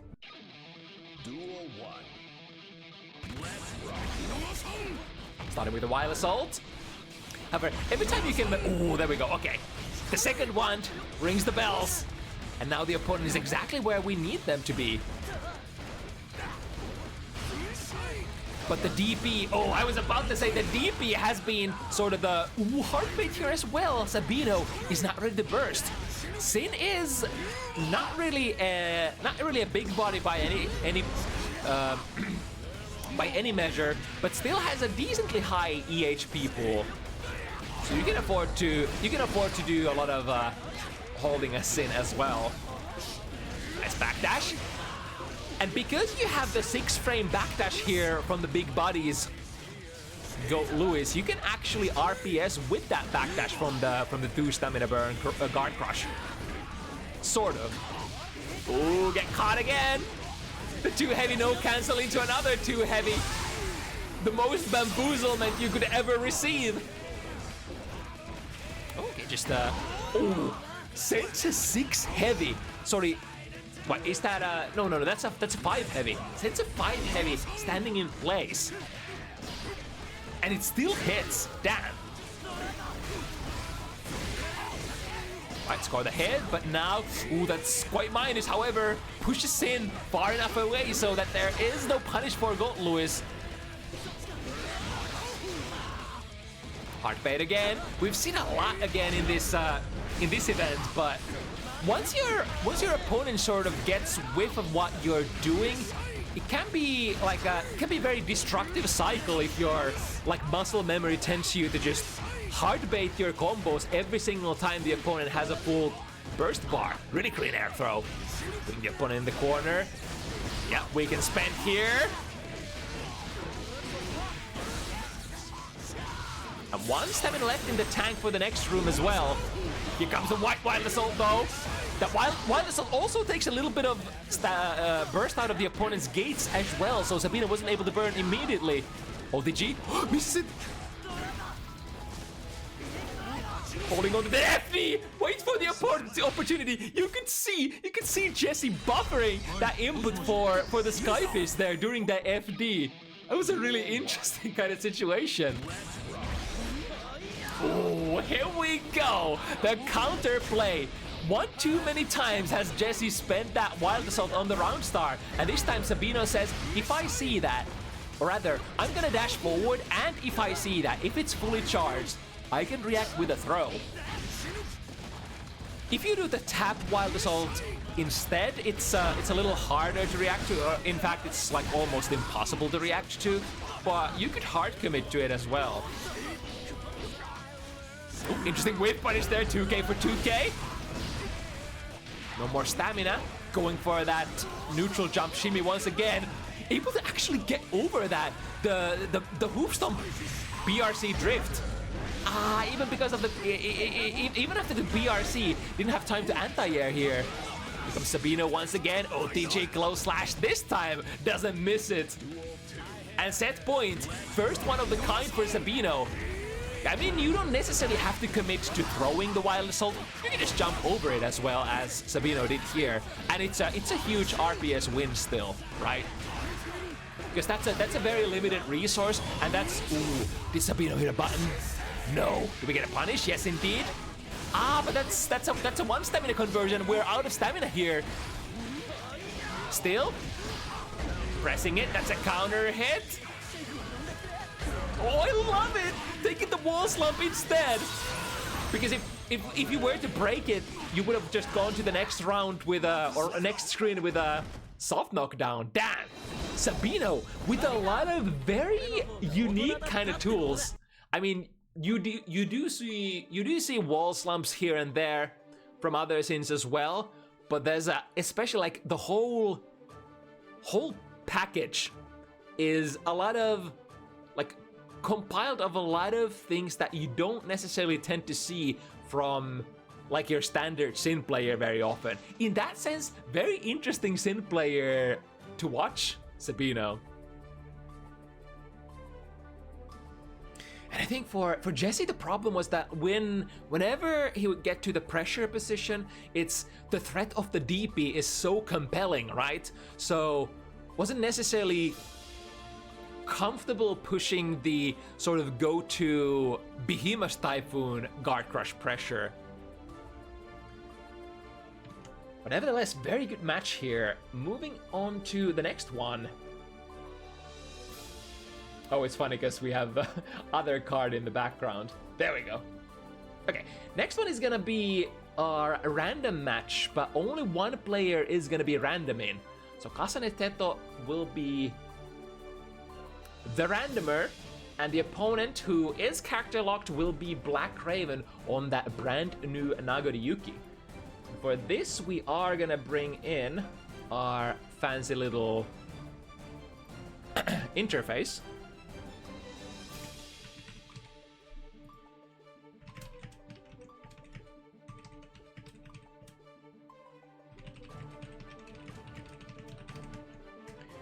Let me do some prepping. Ask Kasane and Teto if it's okay to receive the random results in the Bounty Hunters chat. And also drop it anywhere. Okay. Starting with the first one.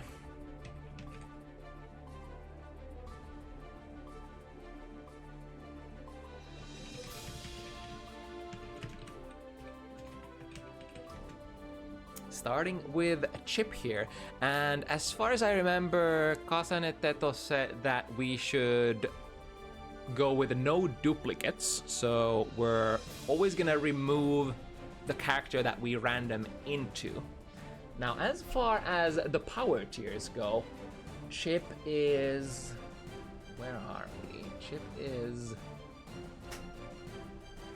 rather low on the power tier list. So how usually this goes is we ask the person who randoms in these matches to sort of construct a self-evaluation of all of their characters, just sort of to have a little bit of fun referencing material to check if the random is quotations good or if the random is quotations bad. Of course, it's all subjective, and it doesn't necessarily mean if you get the toppest tier character. It just means you are relatively good at piloting this character compared to your other characters. Alright, so let's see what BlackRaven has been able to cook with this rather rather briefly revved up Nagoriyuki so far. Has been getting some tips and tricks from Altinid as well. Ooh, committed to the overhead, but we were popping instead. Now, even though life is gonna be reduced from Raven quite a bit, this will also present another opportunity, a fresh blood bar, and we're gonna go in guns blazing DP. Avoids the situation though, forces the plus frames. And now back to neutral we go. BlackRaven, yeah, you can see Kasane and Teto trying to sort of look for a stray special move that could knock BlackRaven out. That's gonna be a pop. Trying to fight, that's so smart. And then the punish? Yeah, the throw. That was basically perfect from Kasane and Teto's part. Aborting the samurai mix-up at a point where the opponent was already queued up for a bust. YRC forced them to bust, and then instead of comboing, just go for the throw. And that single throw actually does like 70% damage as the blood rage is ticking down. And you perhaps might as well, if you are in a situation where the opponent can actually burst out. Oh, we're committing. This is dangerous. This is definitely a pop again. DP into the block. And at that distance should have the K normals as well to take care of it. First one goes to Kasane Teto.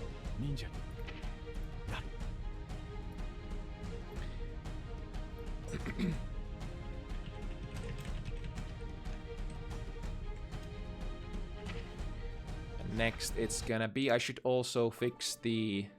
Ooh, it's actually Nagoriyuki. Let me fix the... Whoops. Let me try to fix the room settings, put this in winner stays. I'm not sure if I actually got that in time, but if not, we'll fix it in. We'll fix it during the next one. All right, Naga Mirror. They cannot change society. So instead of actually, I didn't check where the Naga is rather high. Okay, so higher than the chip was.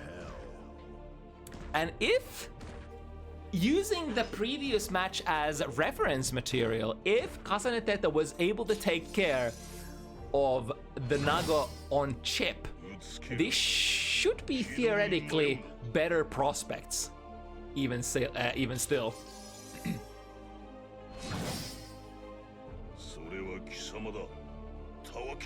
So letting the intros rock. Maybe a respect play here. As the two cyborg samurais revving up, both missing on the round start. Raven finding a far slash, putting the opponent in the corner. And now, what are we gonna go for? Far slash. Once again, is the RPS tool of choice. Using the clone puukie. Oh, actually able to get back out of there. Is gonna pop, but gonna RC in order to make the pop happen safely. Raven is also super close to popping, but now, ooh, nice jump over the clone, reducing all of the value, but this is gonna be super close. I think the primary factor here is the blot that Raven has. I think that's a kill.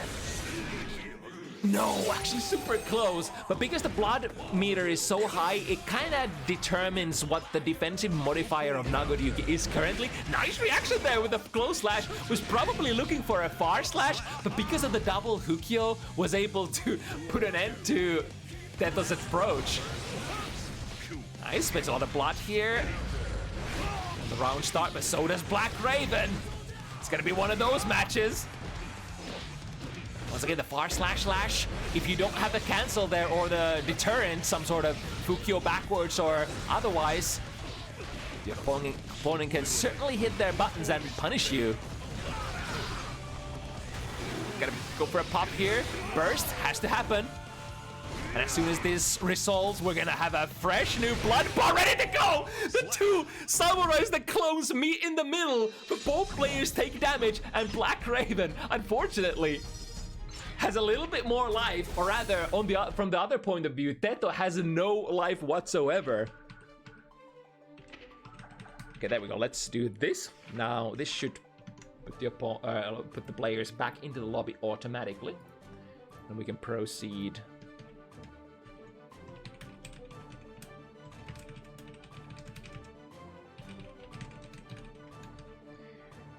So, Gold Lewis is the next random for Teto. And in the tier list, I actually haven't taken a closer look to Teto's tiers. So this one would be around in the middle. Teto's best characters are Mei, Leo, Slayer, Johnny Sin. Okay, I can kind of see what kind of characters Teto likes to work with. It's kind of like the standard characters with no like massive twists. And then, of course, the more technical characters are towards the bottom of the tier list. So instead of reflecting on Okay, internalizing that, I can kind of... I think I can kind of... Seeing only 2 matches, I'm confident enough to say if Teto is gonna win the rest of the matches or not. Based on data, based on science. Okay, but Gold Lewis, Nagoryuki, another big body versus big body matchup.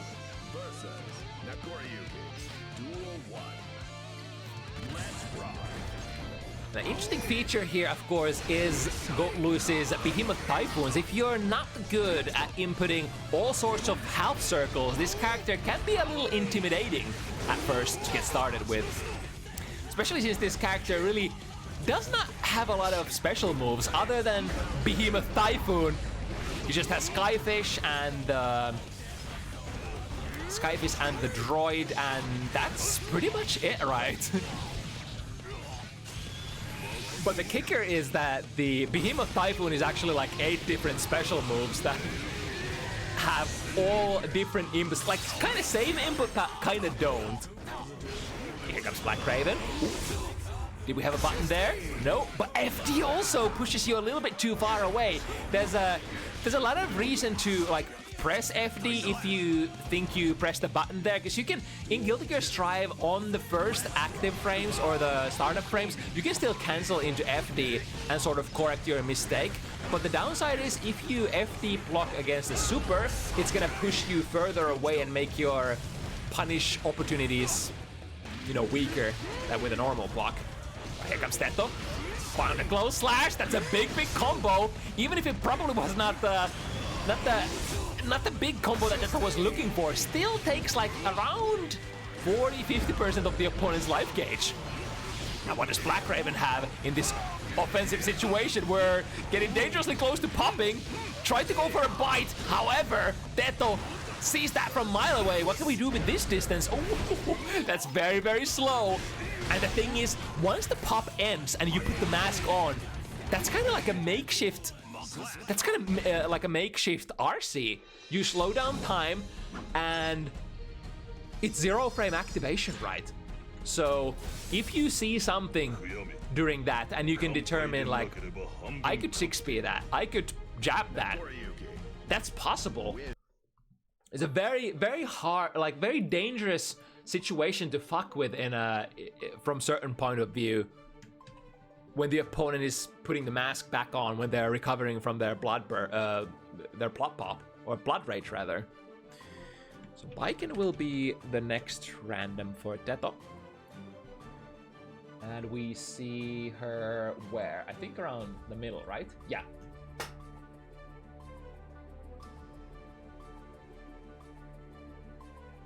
Or slightly higher than the middle.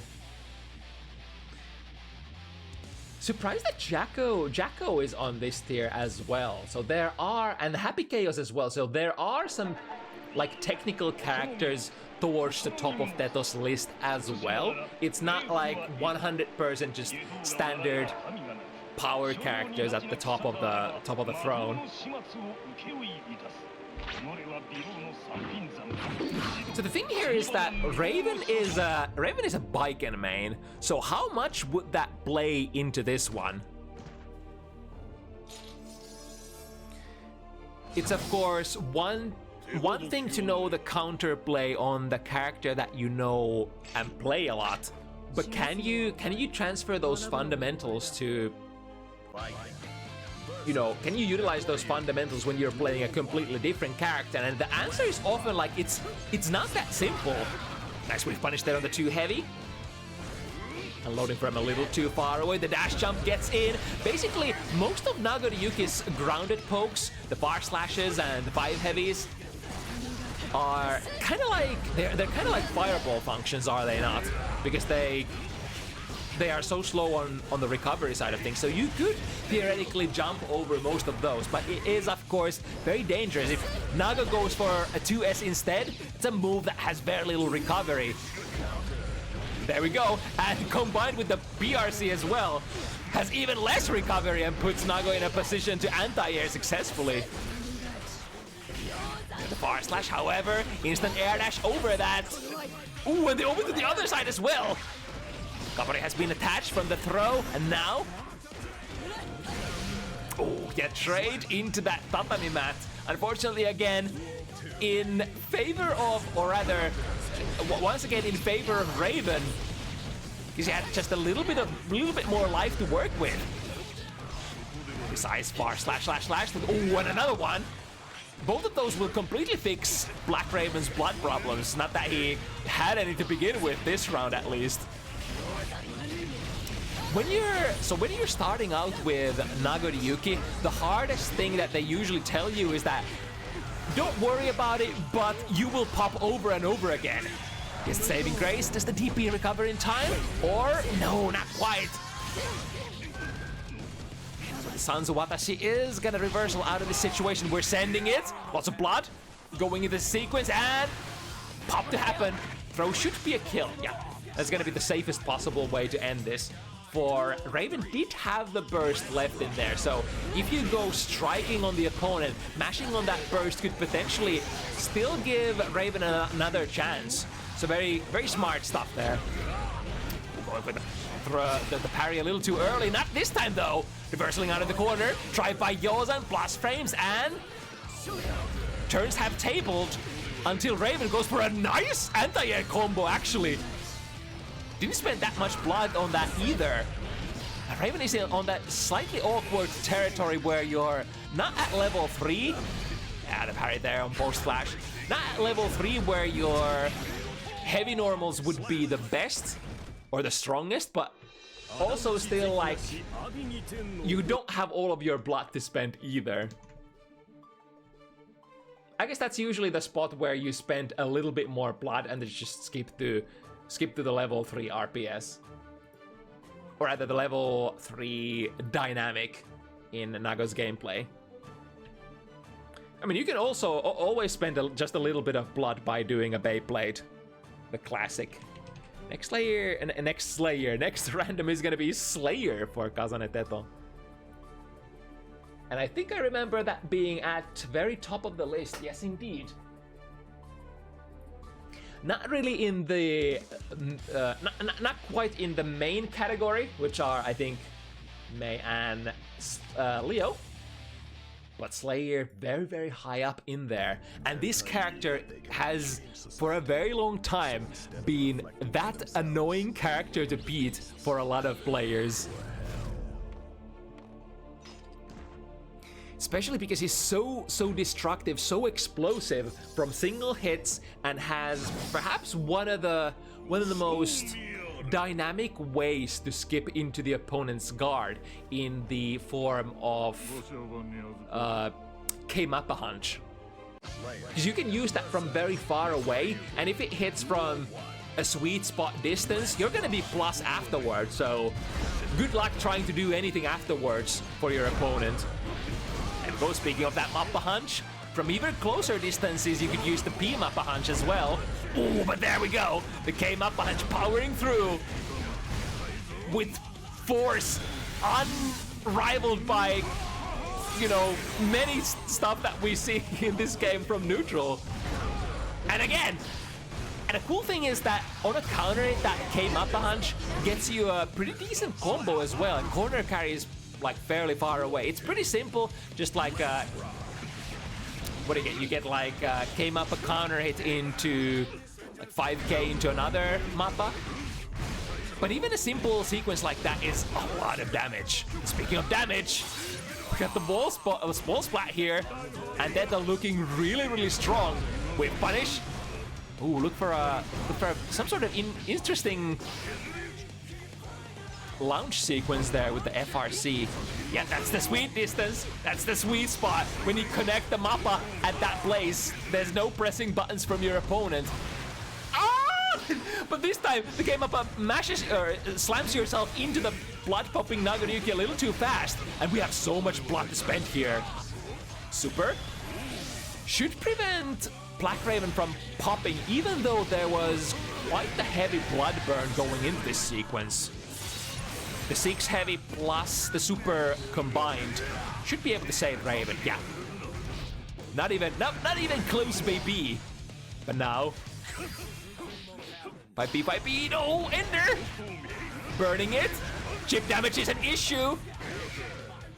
I'm surprised that Raven didn't actually commit to the full samurai mix sequence there. Could have tried to hunt for the overhead over and over again, because like you were gonna pop anyway. So at that point, your two outs are either you get the overhead or you get the bite. That will bail you out. And the bite is usually not very feasible, right? So Ramlethal is... Where is she on the power tiers? I cannot see. Miss Lethal, where art thou? Wait, is it not on the list, or am I just blind? Hello, QK, am I just blind? It might actually be. Oh, no, it's there in the middle. Okay, I see it now. I see it now. Thank you. Thank you, my eyes. Reflecting on themselves, they blame the beasts. Heaven or hell.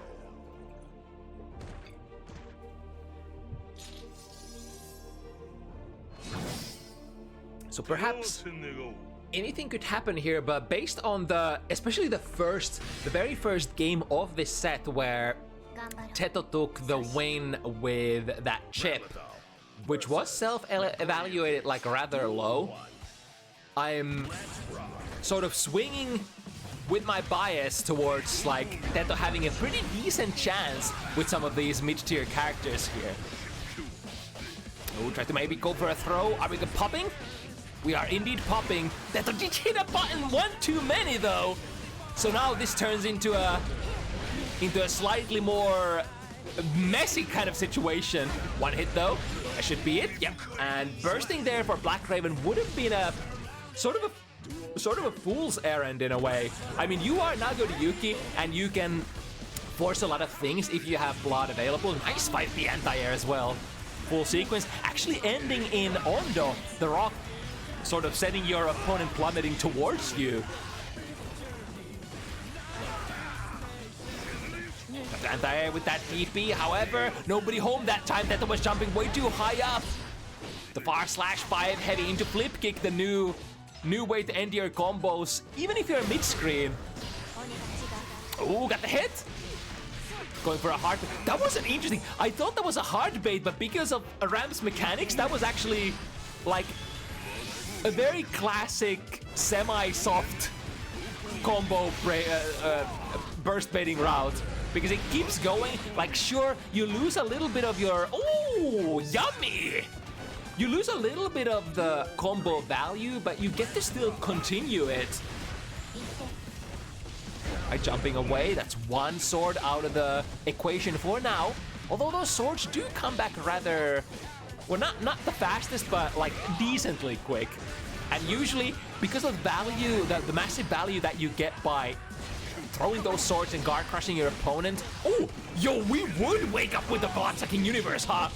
And empowered because of that, due to that blood return. Dares to spend quite a lot of blood, fights again! Reaction checking Teto into a 3-3 situation. Damn, alright, we're finding the sequences. I mean, technically, whenever you see any sort of like Fukyo forward when from that kind of a situation, it's on, the ball is on your court to sort of react to it and check it. Of course, you often can't react if it's a forward Fukyo or a backwards Fukyo, but from like a relatively close range situation, you can. Oh, Bridget is the random, by the way.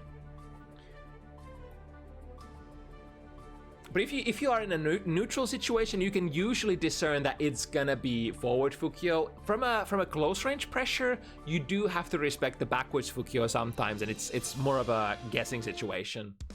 Because they could do backwards Fukyo into like a quick cancel ///, which will frame trap you.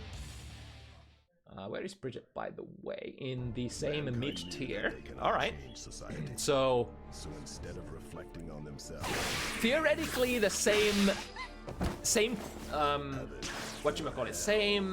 prospects for winning.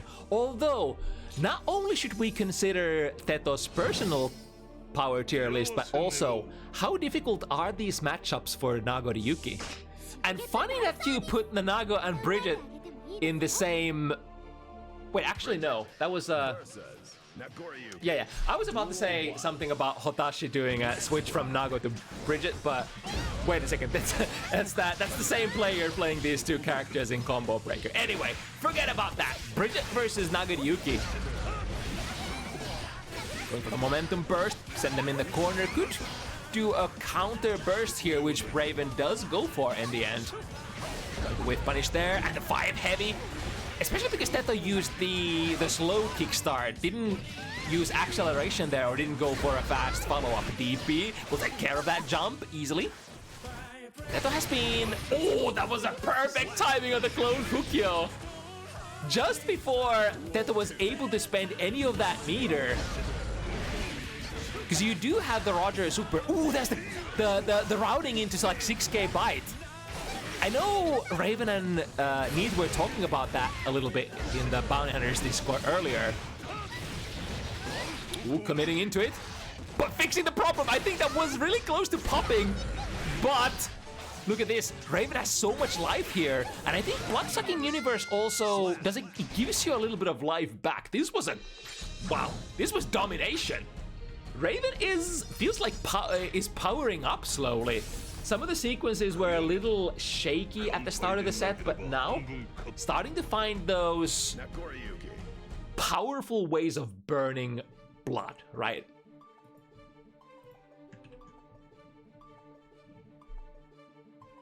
And this is definitely one of the sequences that you have to respond to. If the Nago dashes forward with Fukyo and bites you, you have to check it. It's like, it's not even a joke.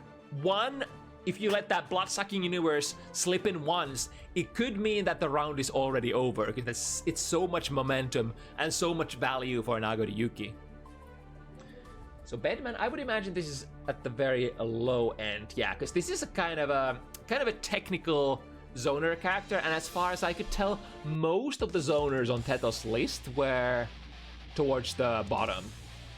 Yeah, such as like Axel, Testament, characters like that. Knew that they cannot change society, so instead of reflecting on themselves, they blamed the beast. So a big opportunity now for Raven to perhaps accumulate more points while you still can. Because a lot of like this kind of matches, even if you're not randoming yourself, playing against a randoming opponent poses a lot of chaotic angles on the matchup. And like if Teto suddenly starts getting those top-end main type of characters, it's like usually like matching, like pairings like this are based on the sort of average of your character's skill level. So technically, if Teto gets their mains, it's probably curtains for Raven. I jump forward, wasn't able to get any sort of pressure string going from that, and now in a situation where we're actually gonna pop, but that's a good pop. We'll send Teto to the other side of the screen, and now after recovering, we have fresh blood. However, the downside here is that Bedman is actually relatively proficient at doing a small time zoning. Starting with the classic backwards Fukyo, canceling the //. More classic sequence would be backwards Fukyo into Beyblade, which will basically evade everything and counter both just about every non-forward moving sequence in the game, right? Oh, cut them back dashing with that //. And even if you don't, as Nagoriki, even if you don't get more than the //, it's still pretty damn good. It deals okay damage, but most importantly, it's gonna draw so much blood back.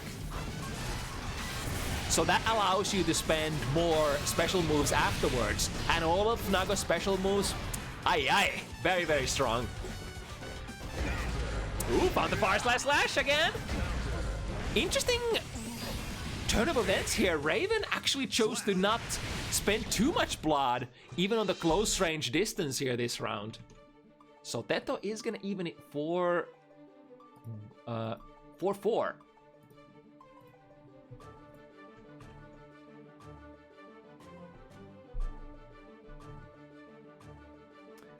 Speaking of those mains, here comes one. Let's see what it means to be at full power for Teto. So in a way, lucky for Raven, this is a non-duplicate kind of random wheel. So these characters cannot occur again once they're random into and once they're gotten rid of. They will not be appearing anymore. But in addition to this Leo, there's also the Mei. So let's see, how would this go?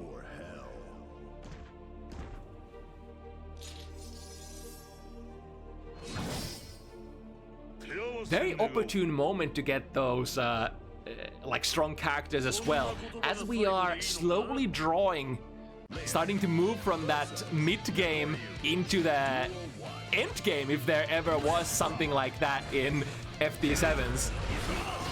Who's starting with a bang? Burning through that. Ooh, a safe place. Actually baits the DP here.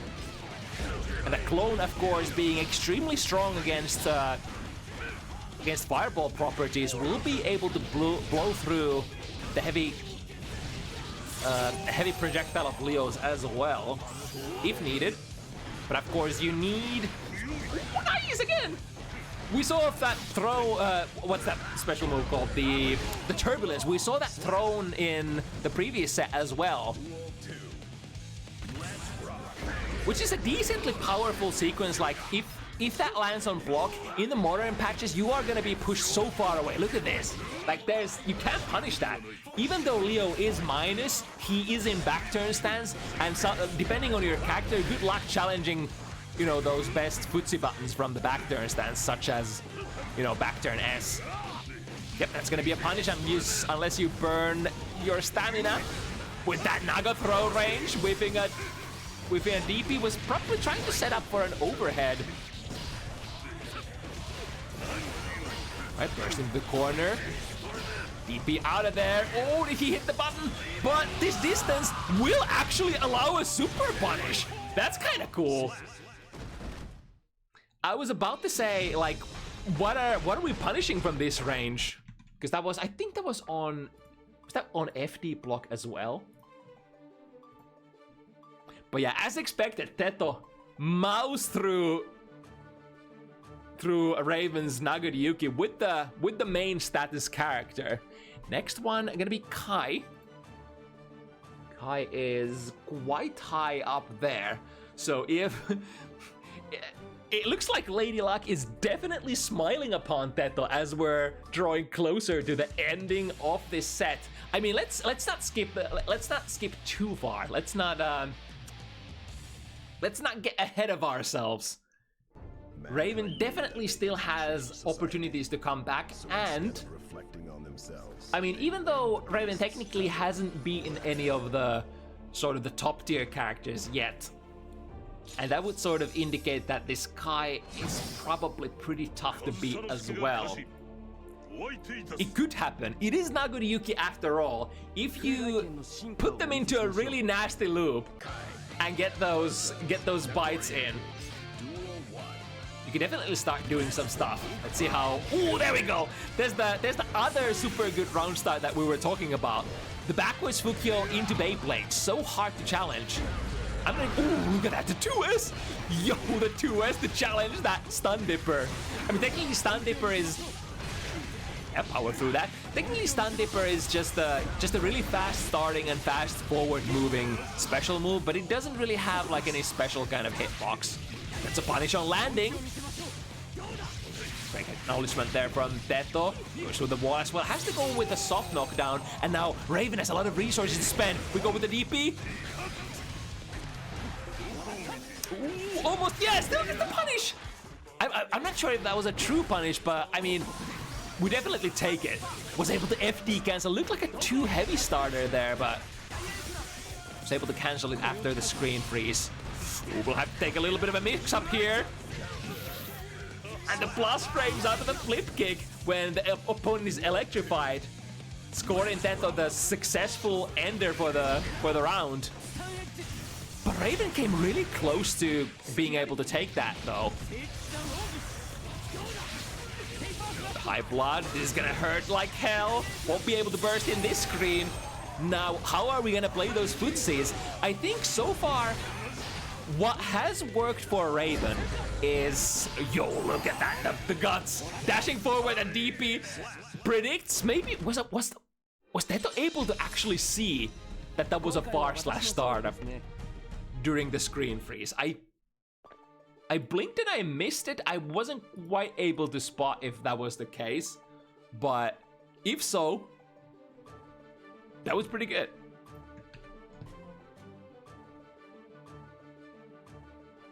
All right, interesting one for next. This looks like it's gonna be Venom, who is, let's see, Venom is around the mid tier. So this would probably be another opportunity for Raven to perhaps steal another win for himself. Hopefully.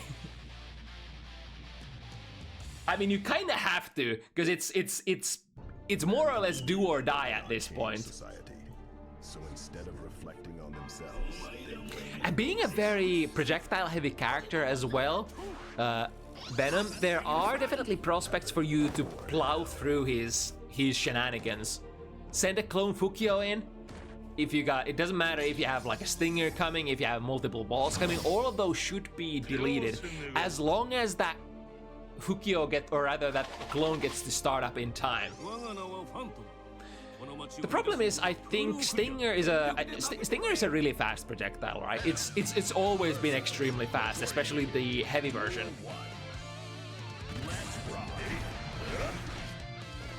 Starting with a clone, inching forward from the trade into a setup. It looks like Teto definitely has some basic set play down. From Wild Assault into a successful hit as well. Abareng with the 5k, however, wasn't able to derive value out of it. That is definitely one of the sort of things that you kind of get experience for over time and learn to hit confirm very fast when you get those Abare buttons into your whatever your best conversion is. So if you're mashing with like a 2p, 5p, or even 5k in case of Nagoriyuki, we're gonna pop, and I think that this distance should be pretty much a kill. So Teto, on his first set point here, that's a lot of blood burn. Are we gonna pop? That's gonna be a pop. However, pops through the burst, but the gold burst actually stays invulnerable long enough to survive it. The 5p unfortunately misses. Maybe Close Slash would have been able to do it. Here comes the clone Fukio. Powers through, tries to bite. Teto says, no, I ain't gonna give you that free meal anymore. All right, 2 heavy works out. But now, Deed is definitely not done yet. Frame trapping into fully charged Wild Assault. That should be a kill, right? 6 heavy? Yes. Maximum damage. Raven still somehow somewhat alive. Starting with a 5k. Very awkward angle on that hit to be able to convert into Blue Wild Assault. Set it up. Frame trap into Q5 as well. Ooh, the trades are... I mean, at this point, trades are probably in favor of Teto.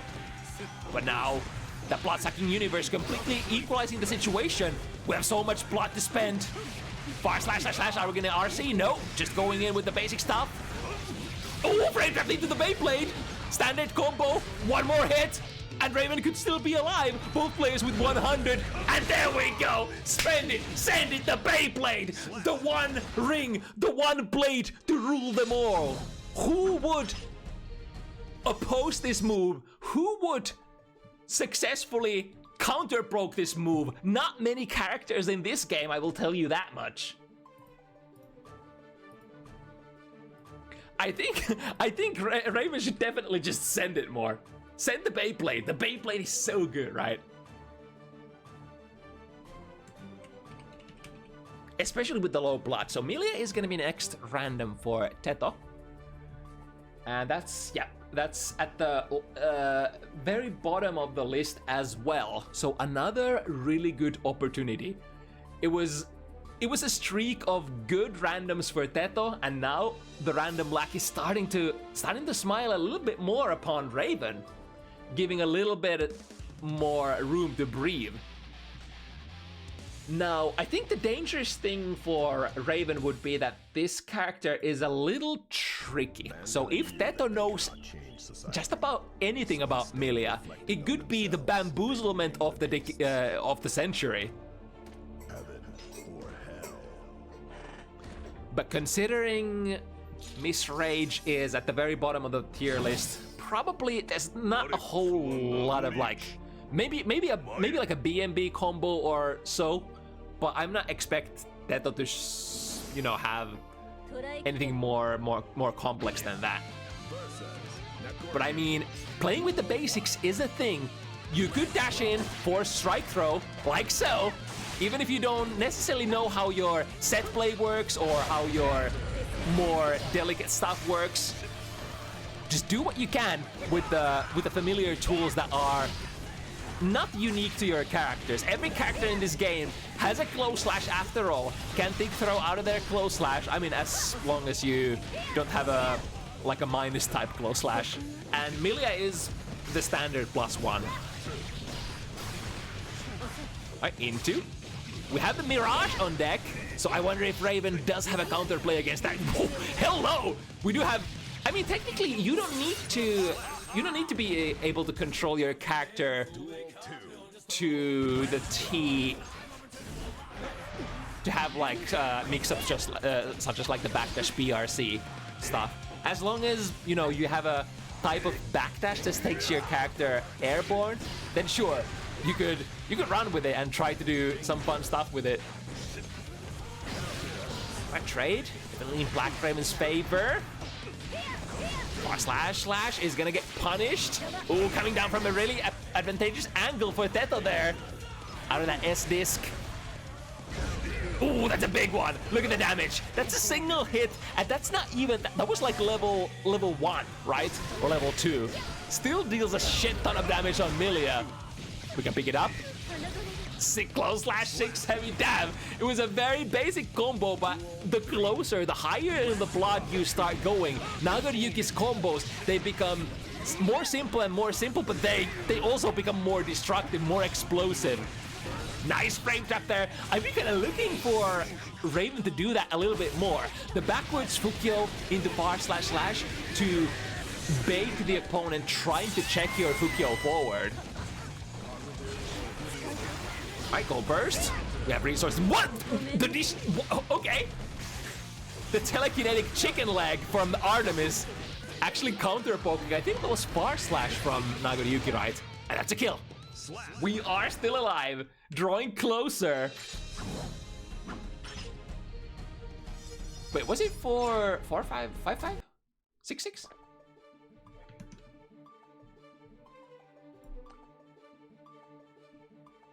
I'm trying to figure out if I accidentally double tapped Raven. So is this supposed to be 6-5 or 6-6? I still have my broken keyboard, so unless I'm keeping an eye on that number, I might end up double tapping for single button presses.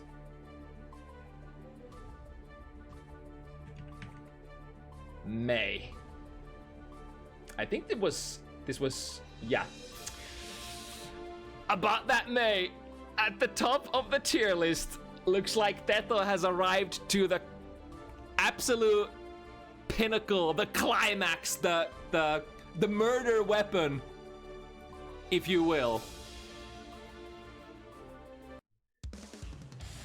And now somehow, in some way, Raven will have to try to overcome this absolute, whatchamacallit, we can just call it as it is, which is skill difference.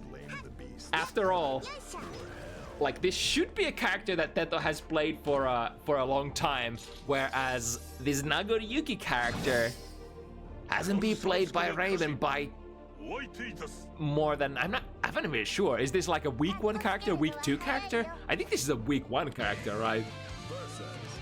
Anyway, the desperate struggle to survive, but can you? Show me what you got. The moment of brilliance. Here comes the split. And then frame trapping into a counter hit. That's gonna be a throw for you. Jump out of the command grab though. Ooh. This is exactly what BlackRaven needs.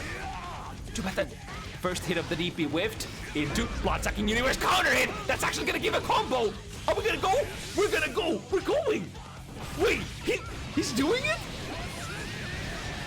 You only need a Fukyo forward and hit like a counter hit close slash here, and the round is done. Oh, okay, I see.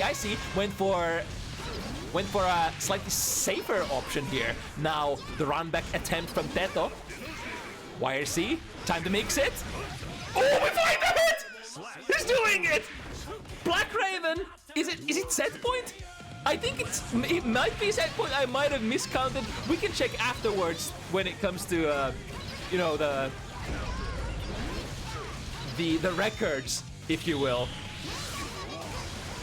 This time it looks like Teto is like, fuck this, I'm gonna show you some stuff. Let me show you my full power. And with that throw, both players standing at the precipice. Who's gonna take it though? White Wild Assault, minus on block unfortunately. Not this Wild Assault though. Can be cancelled into all of your best Blood Spray moves. Nice 6P. Takes Teto out of the sky. Here comes, oh, but nice. Wait, was that Blood-Sucking Universe too early? I I kind of blinked and I missed it. Did Teto actually backdash there, or was there no reaction at all? Into, again, this is something that Raven has struggled with a little. Oh, waiting for the burst, and that's gonna be it. Regardless of how many points Raven has in the end, it's gonna be Teto with the main sweeping the floor. But damn, made it really interesting there. The first round, I was a heavy believer after that. Let me go to the records to make sure that, yeah, it was actually 7-6. Damn. Kinda close. At this point, you can go to the tournament TO and be like, yeah, I lost. It was close though, because it kinda was. Bringing it to the last possible round. With such a discrepancy between the character power level as well. A really good one. Right, moving on with the show. Actually, let me flip this back to rematch room now that I have my wits about me. And the next pair would be the other super high level matchup of the week. We had Strelitzia versus Annatonio earlier. Now get ready for another 2K plus skill rating match. Here comes Pokie and FABZ.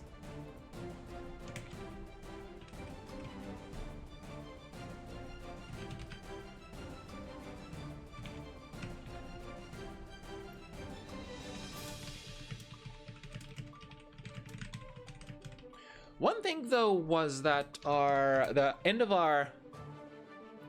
tail end of our show was a little contested. What I mean by that is a lot of players wanted to be at the very end. So hopefully the last 3 matches will work out just fine, schedule-wise. Now, FABZ, I think this is their 4th matchup on Bounty Hunters, out of which one other matchup before has been Anji as well. So I think when I announced these matches, FABZ was like, damn, I'm getting stalked by all of these Anji players. The previous one that FABZ beat was our very own Finnish ya boy Spades. Now we're perhaps arguably maybe upping the ante a little bit more and throwing Pokie into the mix.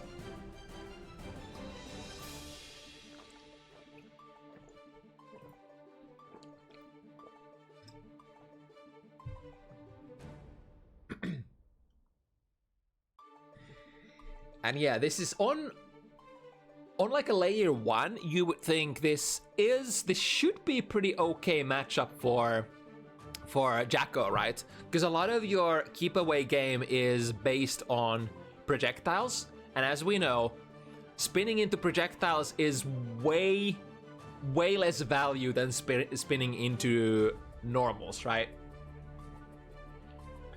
Worst case scenario, sometimes when you spin into like a minion, a fireball, you could put yourself in a situation where you can't really do anything with that because the opponent has already recovered and you're still doing your thingamajig. So depending on the spacing and the timing, you might actually get punished. You have to be very careful when you utilize that core function of your character, the Suigetsu no Hakobi, aka the gorilla spin. But of course, if you manage to work yourself in striking distance as Anji, that's usually pretty good, because this character, Jacko, tends to bleed quite a lot if she gets hit.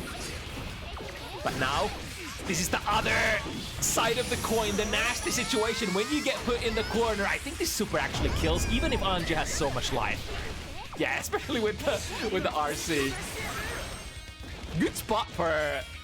Good presence of mind for FABZ as well, recognizing you had the meter, and that Forever Elysian Driver doesn't actually break the wall immediately, it turns out. So, like many other supers, they just snap, break the wall immediately upon landing. Nice jump out!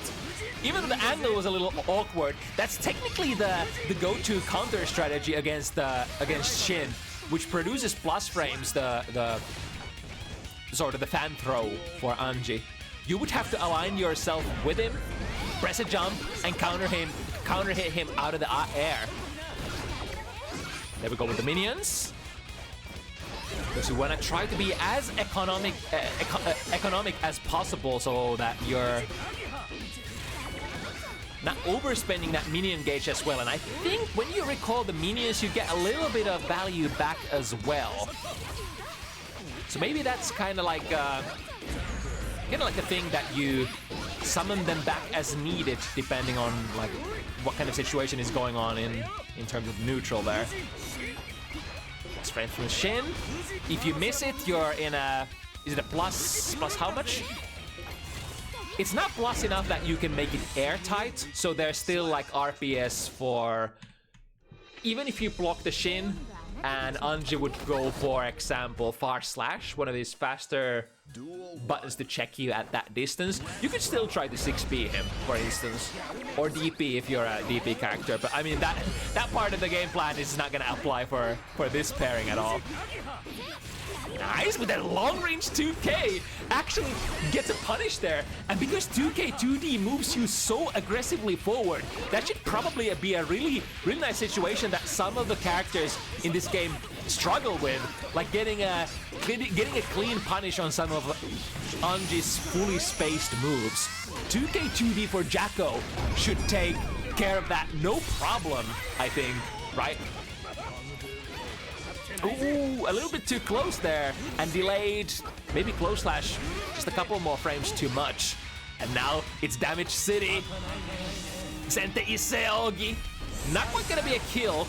This super does surprisingly little amount of damage for the kind of character Anji is. I think it's a balancing factor because the Anji combos do such a huge amount of damage generally. Yeah, they're kind of balancing it by giving him an ender that doesn't do like necessarily as much as the rest of the combo. Then you have characters like Sin Kisk who are on the other end of the spectrum, where the combo itself usually does not do that much for Sin, but then the Tyrant Barrel ender does like 1/3 or even half of the combo's damage. Alright, get the knockdown, and... Yeah, again, oh, okay, I see. At the max distance, even Jacko's 2K2D does seem to struggle. But I mean, at least you connect that 2D on block, so you can do some sort of RPS there. And Anji is not a DP character, so connecting 2D shouldn't feel as bad as it does against many other characters like Sol or Sin or Leo.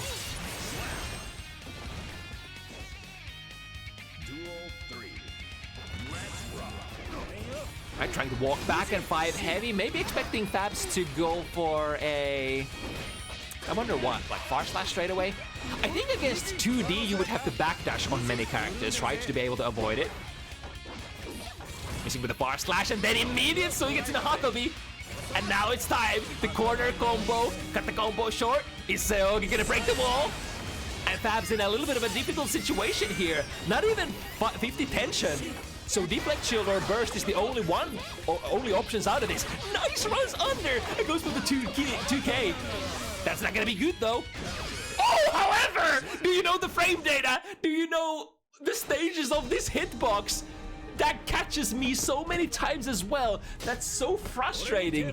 You have to know that the second part is still gonna be somewhat invulnerable. Blow through your stuff. So I think FABZ would have had to like maybe backdash one more time and then wait for the second strike. But even then, the recovery of that parry super is so fast. So honestly, I'm not sure. I don't punish that very consistently myself either. Alright, Iseogi has range this time around. That's surprising, and it's an interesting feature. Even though it lacks damage, it does break from decently far away. Backdash into Got them with a 5 heavy. Run under again. FABZ has been super good with that. You know, aggressively just dashing forward and then RPSing from the other side. A little bit too far away with that perfectly spaced Nagiha. Late PRC to enforce more RPS. Very classic kind of maneuver for Anji players. Oh, that was an interesting angle. However, the button from FABZ does actually have some cross-up properties, it looks like.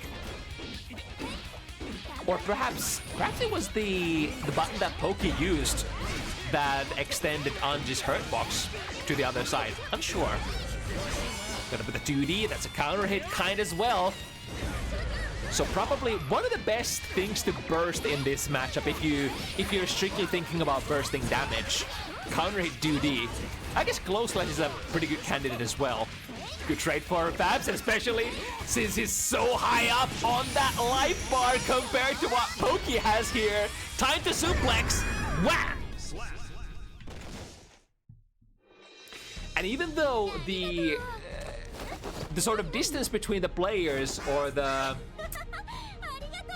amount of points is not too grave yet, FABZ is already showing some of these like extremely dominant rounds.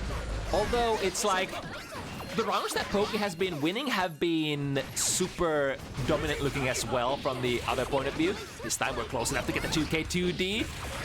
And the sandwich is ready to go as well, forcing Poke to go for the burst. Knock them in the corner. Oh, ooh, I think he didn't get the jump K that Poke was hoping for with that backdash BRC. I think that's usually the go-to button that you try to press, right?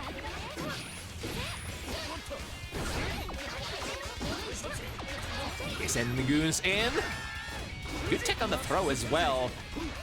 Poke has the juice to keep up this pressure. Overhead. So the overhead will, as Nagoriyuki's overhead works as well, the DP, it will never, without a counter, it will never bounce the opponent into a full combo. Even if you spend RC, it's still not gonna combo the opponent, but it will give you a really fat hard knockdown. So from the overhead follow-up, oh wow, that thought we got a counter hit here. I think this was a... No, that was just a standard counter hit. Wasn't cranked up on the risk just yet. Although the risk meter was decently high. Petra here into the minion recall. Nice! Again, the very deep dash from FABZ. Especially against characters and buttons that don't hit deep enough. If you're like, usually when you're doing like air backdash as a defensive maneuver that Poke was doing there, you would usually use buttons that have horizontal range rather than vertical range, because you're not expecting your opponent to be under you, right? You're expecting to be in front of you. So a really low profiling move such as like Jacko 2K or even 2D could chase you and put you in a perfect position to punish you on the landing. Oh, that's gonna be a punish on the Suigetsu no Hakobi. Deflect Shield used to its fullest effect. And this is where it starts. We have the sandwich, and Poke does not have any amount of burst left here. Should still be good, even if you break the wall. Still, Poke probably won't have the blue burst ready to go. But I don't think we're even gonna get to that point, because here comes the mix. Airtight 5D, smack bang. Would have had to go for YRC immediately if Poke wanted to avoid playing that last high-low mix-up situation. Duel 1. Let's rock. I started with a big counter hit to S. One of the faster round starters as well that Anji has. I think Far Slash is even faster, but you know, you usually want to work with the low hitters if possible. Blue is active, that means the minion gauge is cranking up, as well as the minions cannot die while the masks are on. Doubles it up, bam bam! The burst generates so much tension as well if you go for those fully charged Hujins that allow you to cancel into another Hujin follow-up. Yeah, we have so much juice in the tank. Ooh, this one didn't quite have the 50 tension there to go for the second PRC. I wonder if FABZ actually spotted that. Might have been thinking that Poke was ready to build that, so didn't, you know, bother trying to contest. Into Elysian Driver. It's gonna be close. It's not killing, right? Yeah, perfect estimation. Just like literally 1, 2, 3, 4, 5 hit points left. Anji is, in terms of like defensive capabilities, in terms of like defensive modifiers, is one of the better characters in the game. Which allows you to brawl a lot, which is probably something that you do have to do in this matchup quite a bit. Just try to hope that the opponent makes some sort of mistake when sequences like this occur. And it could occur again! Positive bonus, oh god. How are we getting out of this? Poke goes for the blue burst. Yo! Able to avoid the Midare? Are you kidding me? I thought that thing just has so much horizontal reach, but with the backdash of Jakos, maybe it was the initial distance as well. It just, in my mind, it's so rare for you to be able to, you know, strike into Suigetsu no Hakobi, get the parry proc, and then still PRC and be able to do something about it, unless you're a DP character. This is maybe the first time I see like anybody ever backdashing out of that thing. I'm learning new things.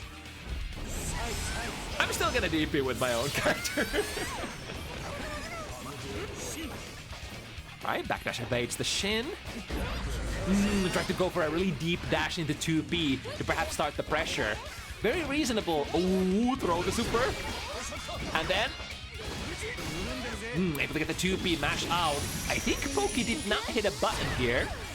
But also FABZ has the 100 meter for the Stripe certified get out of jail for free card. When you have 100 meter super PRC. Nice anti-air using the attack command. Now generate another sandwich. Got so many minions. Ooh, but that 2P. The perfectly placed 2P. Can we anti-air here? The trade is okay, I think. Yes, indeed. It was really close to a double knockdown here. Or double KO, as they call it in Guilty Gear. Good route. I see, so ending the combo just before the wall break happens because Poke doesn't want to go back to neutral against this character. Nice shimmy into. This time we're gonna break for sure. Gotta cancel into Iseogi. Very close to finishing. Yeah, with a 100 cancel, we can put a couple normals in there, in between there, and get some extra damage. Good presence of mind. 2S is the button that you would press there? Interesting. But it still worked out. I wonder what Poke tried to press. Big counter hit from 5 heavy, prompting a burst to the other side. Again, trading successfully, and because you are the one anti-airing from the ground position, that's gonna be really good for you. You set the opponent reeling and get frame advantage. And now speaking of frame advantage, if you're Jackal, if you have the goons ready to go, goddamn! Looking strong for FABZ so far.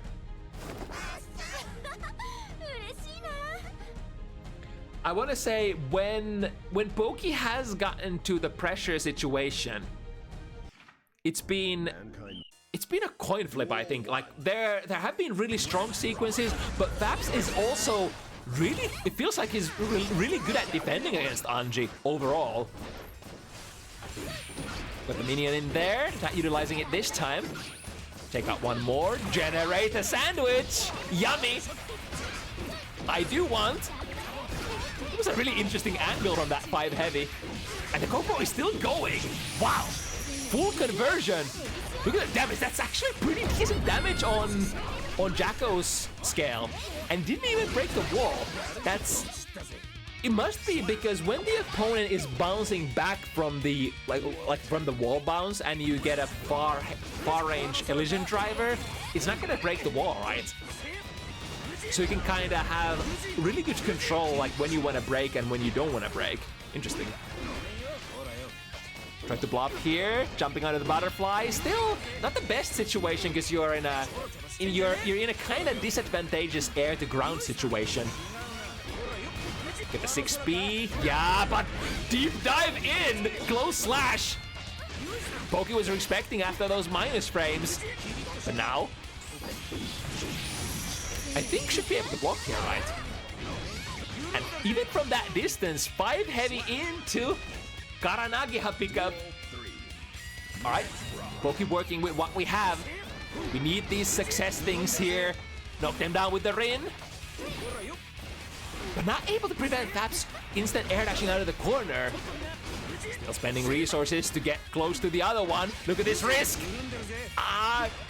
Spending the meter here would have probably been a kill. Could still be a kill. Anji damage. The wall is bound to give up soon. Spend 100. Yeah, it's a done deal. Nice. Especially because that's super abnormally high risk that Poke was still able to maintain a little bit after that first combo. Remember, it's like risk gets progressively reduced depending on the properties of your move. And like if you're working with a very quick combo after cranking the risk, you can still have a little bit left for your next combo too. And even a little bit of risk is actually quite massive because it's technically inverse scaling. So like it's just positive scaling for your combo, which is kind of nutty. Nice jump out. Won't get the punish though. Was maybe a little late on the throw, but definitely not late on that burst punish. And look at this corner carry, generating a sandwich again. Poke says, nope, I want to play. That's gonna be a punish. Was probably hoping to get the tension from the Fujin sequence. But I think because Poke used YRC puts you in a meter build penalty. So there was no way you were gonna build to that 50 tension there. Maybe a little, what should I call it? A little miscalculation there on part of the universal mechanics, but that definitely happens to every like best of us. It's sometimes hard to remember in Guilty Gear Stripe when you're used to like old Guilty Gear meter scaling, like what things are gonna scale and how much.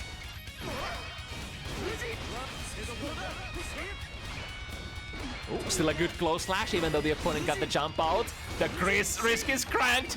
If you take a hit here, that 6B could have been really bad. It is still cranked. Any hit. How is FABZ this good on defense?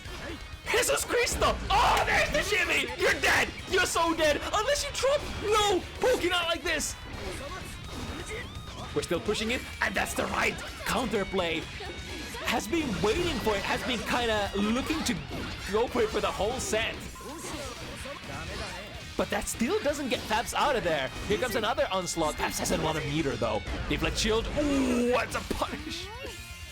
Ouch, ouch. That was a really good, really cool round though. Poke working basically around the clock, around the world. Another shimmy here. Ooh, this might give Poke a lot of good like information here. If you shimmied twice in a row and they tried to take your throw, oh, you're gonna go through the wall with this one. Cool. High knockdown. 50 burst, 50 tension, what are you gonna choose? Oh, just try to press something or maybe miss input on a reversal. Who knows? But the fact of the matter is, that close slash is gonna seal the round. Duel 1. But yeah, as I was saying, Poke might have gotten some really good info out of that. You shimmy twice, both of those sink in. You're like, okay, is that the way you're defending here, huh? Are you reacting to my forward dash? Or something similar? Was a big counter hit into. Decent corner carry. And now, looking for that one more hit. Very late PRC. Again, FABZ is so good at reacting to those fast things. Has been able to counter some of the shins, but also some of the butterfly cancels that are sort of functions that Poke is trying to look for value, trying to wait for, trying to abuse the opponent blocking. It's a good punish. Go into Ko and super. That should be a kill. Alright, the momentum is slowly turning in Poke's favor. But I mean, I wouldn't be surprised if FABZ starts, you know, pulling in the right reach. Ooh, that was a nice jumpy into jumpy. Unfortunately, many jumpies in the game tend to be quite hard to combo out of. Plus frames into a throw. You're basically in a checkmate position here. A little bit of risk as well. And no burst! And there's the shimmy again! The backdash shimmy! But drops it! Poke has been so consistent for milking the counter hits out of that, but then dropping the execution of the follow-up combo still. Able to pull it through. Whew, okay. 3 in a row. 3 out of 3. I mean, Poke has had very successful backdash shimmies before in this set as well. So that might be really dangerous. At this point, I would be like, okay, I'm probably gonna shimmy you until you stop taking the throw. And get as much value out of it as possible. And then we can check the next layer when that happens. Oh, but that's gonna be a conversion into Illusion Driver. Complete opposite of the previous rounds. It's a hard sell as well. Sometimes, like, to get out of that very early minion vortex in the corner, you would probably have to spend some of your burst resources, but then it's like, if this fails, then I'm gonna be completely dry for the next, I don't know, 20-30 seconds. There's the shimmy, but no reaction from FABZ this time. All right, we do have the capability of controlling our desires. There's the successful backdash BRC jump K. Instant overhead material.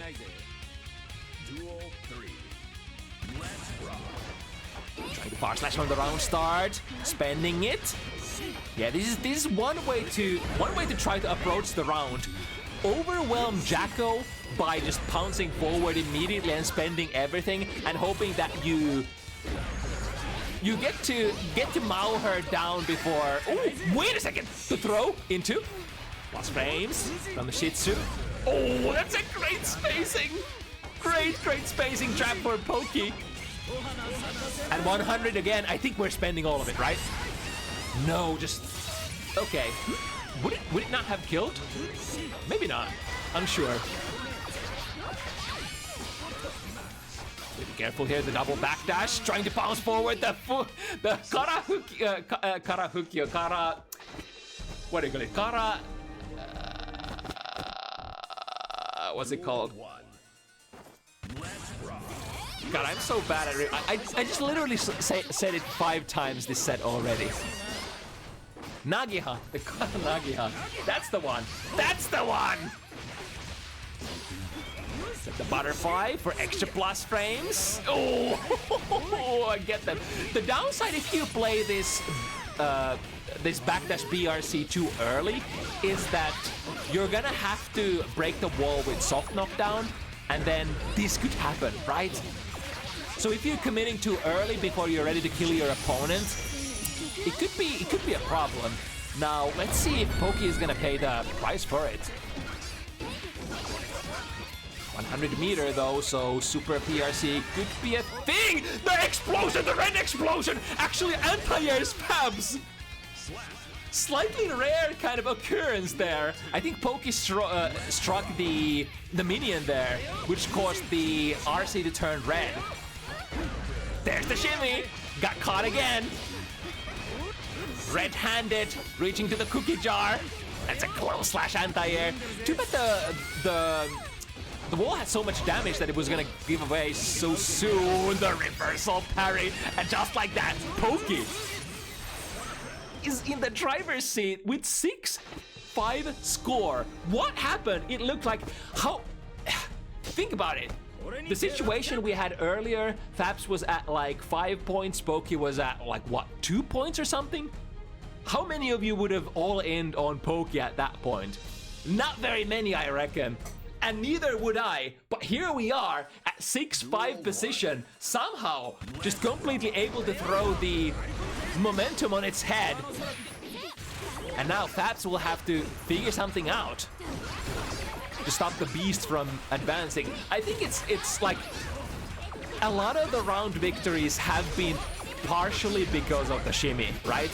So FABZ will just have to, like, if you get to that defensive position, FABZ has been so good at defending otherwise, but just getting caught by the shimmy here and there.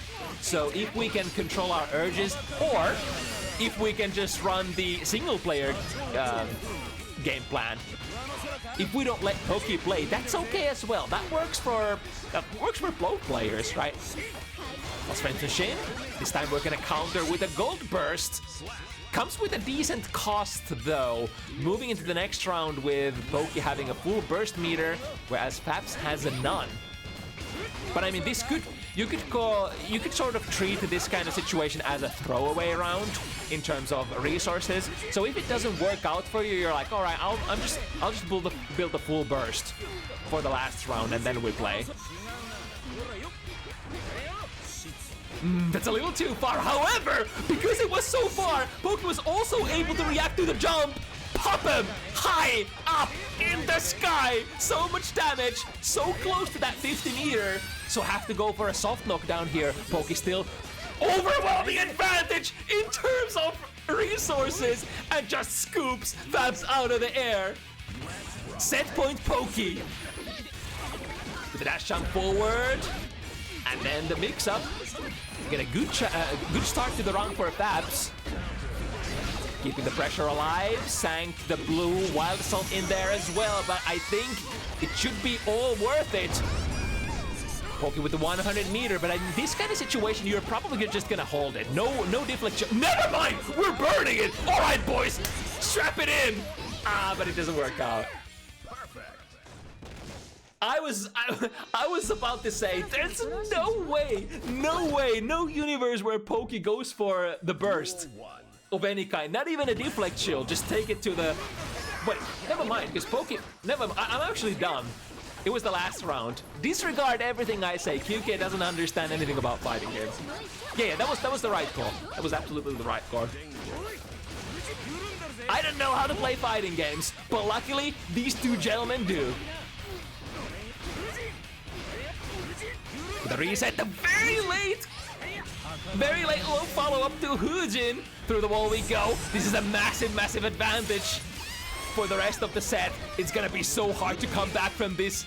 Kararin overhead. Set point Poke again. From a very, like, desperate kind of situation. Poke was down so many games and suddenly he was not.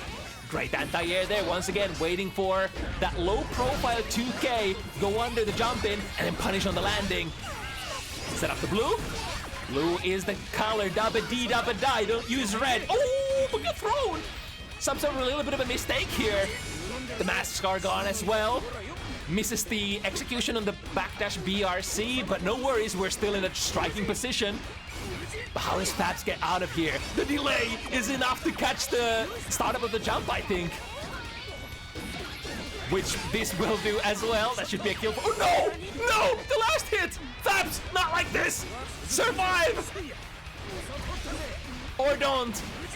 Either way, this game will be over soon. FABZ is gonna get out of there with a dash jump. Straight hit from the 6P is completely okay. Take out the minion and send it down from a safe distance. Double Luigi is gonna be the last one. Almost equal resources. Poke starts with 1 stack of red Wild Assault if needed. Ooh, with a stanky leg. And then, yeah, this has not been working out for both. Oh, never mind. I keep saying it. I keep saying that the butterfly reset is no good because FABZ keeps jumping out of it, but it does put you, FABZ, in a very dangerous air-to-ground situation, which Poke has been able to clear successfully. Burst is blocked outside of the screen. I didn't even see it, but it must have been blocked by FABZ. And this combo ain't gonna kill. Never mind, it's gonna kill! It's gonna kill! And Fast recovers it in time! What a roller coaster set! First, Poke down so many rounds. Fabs is at 5. And then Poke goes to 6. And then somehow Fab still recovers. Are you freaking kidding me? Are you feeding me these scripts? Or am I feeding you these scripts? It's absolute madness set. And Fabs still stays unbeaten by Anjis on Bounty Hunters. This was definitely a little bit closer, but goddamn.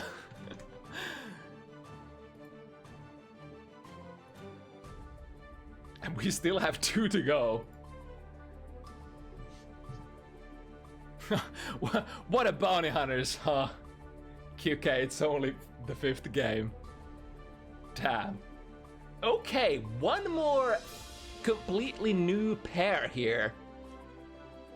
Very exciting characters as well, Potemkin and Faust. Especially this pairing together. Don't think we have seen very often, and I think this should create very, very interesting kind of gameplay mechanic. Consider all the items that Faust could be taking out, generating extra hits that can break through Potemkin's armor. As potential for very exciting gameplay. And it's gonna be double Faust back to back. First we got, of course, Luke on the Faust, and in the next one, after this, the last one of the evening, it's gonna be YoKai.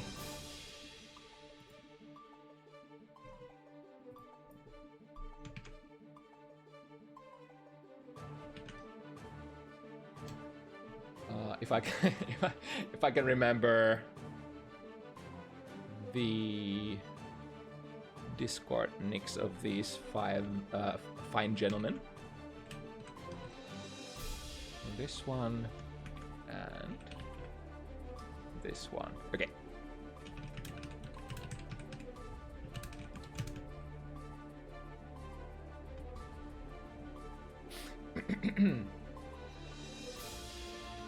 Okay, now another question is, does QK have voice left for the 2 remaining sets? I'm not gonna lie, it got a little exciting there. Just a little tiny bit exciting there with Poke and Fabs.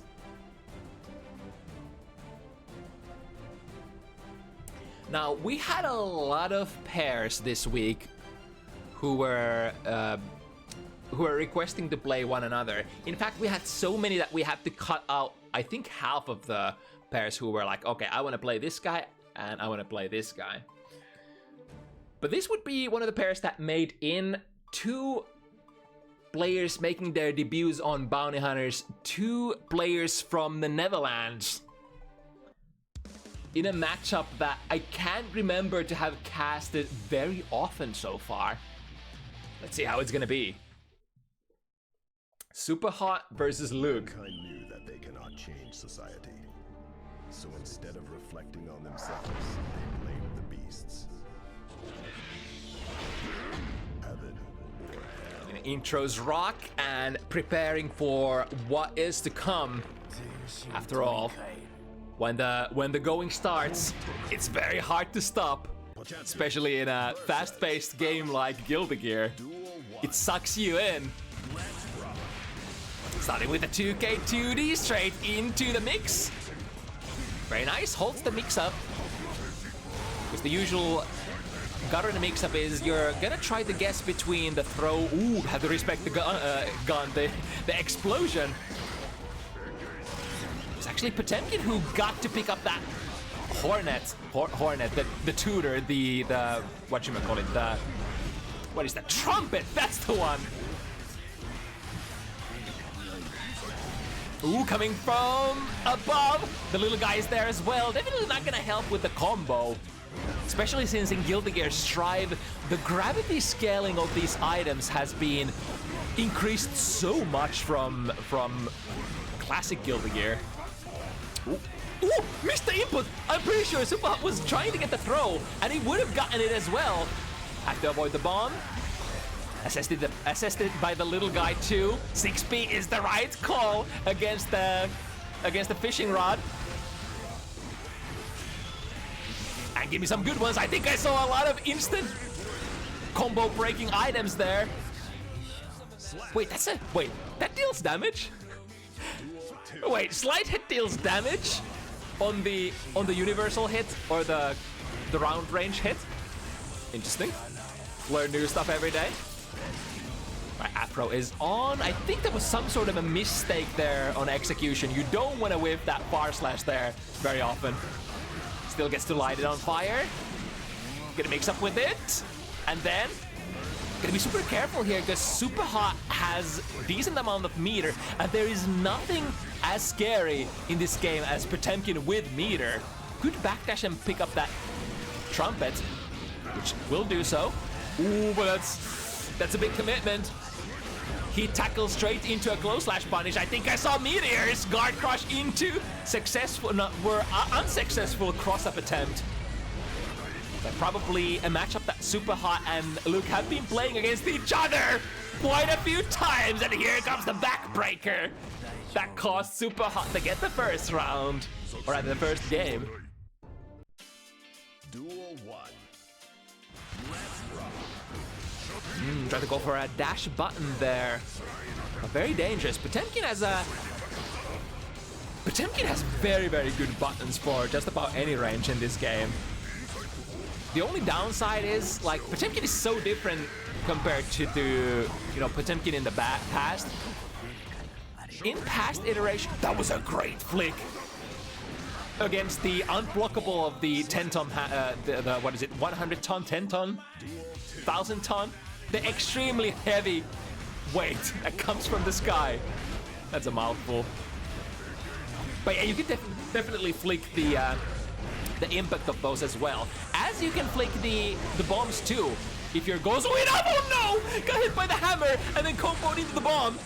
Hot Potato is definitely on Luke's side. Throw them out of the sky with a close slash. Forward Mega Fist, minus on block, so we'll have to forfeit that pressure. Drills into, nice! Was so far away so that the love bomb wasn't able to be tagged by the 6p. But damn, this is kind of the... got exploded there from the off screen. This is kind of like the pace of the match, how it's gonna be. If Super Hot is gonna win, it can be extremely fast. But if Luke is gonna win, it's gonna be a little bit of a grind because Faust doesn't really do a whole lot of damage usually, unless you give him like an anti-air 5k from a really good angle. But even then, Potemkin is like one of the toughest characters in the game to combo, or like one of the characters that takes the least amount of damage. Who played it with a option select, so that's gonna reduce its damage a little bit when you go for a pro PRC like that. Oh, we got PRC at home here as well. Afro on. I think this is a little bit more standard approach than the previous one. Light it on fire. Into a combo. Mix into the corner. Swallowed a little guy, so that might... Well, I mean, not going to be able to utilize it because you got comboed into a KO, unfortunately. It is a little bit more akin to what I'm expecting to see from the get-go. Instead of challenging with a character who has very low rewards, try to backdash from the round start and start the zoning instead. Getting a couple of good items out would be big, but of course you have to leverage in a slide head, which kind of can knock you out of your item summons as well, full screen. Let's interrupt there. And I think, yeah, the jump slash is already active and will be cracked with this one. Oh, OTG 2p into Raining Meteors, got the successful teleport mix-up left-right, and then the 5p frame trap Blue Wild Assault. A little costly there as an ender, but I mean, you have to take what you can get. Super Hot is already 2 rounds, or rather 2 games up, so no fucking around. We'll take the rounds any means necessary at this point to be able to sort of reverse the momentum. Ooh, the move I hit! Able to break the armor. and then straight into throwing some good items trademark. Like, if you're a good Faust player, why would you ever throw bad items? Just throw the good ones. And so far, Luke has been throwing some pretty good ones. That's it. That's a good one for sure. That's gonna be able to be flicked if you are a Gosu. And it looks like super hot. Oh! But Luke had 100 meter, so get out of jail for free. Somewhat free. And able to jump 2K, drilled a great success there at the round ender. All right, not letting Super Hot run away with too much of a momentum lead.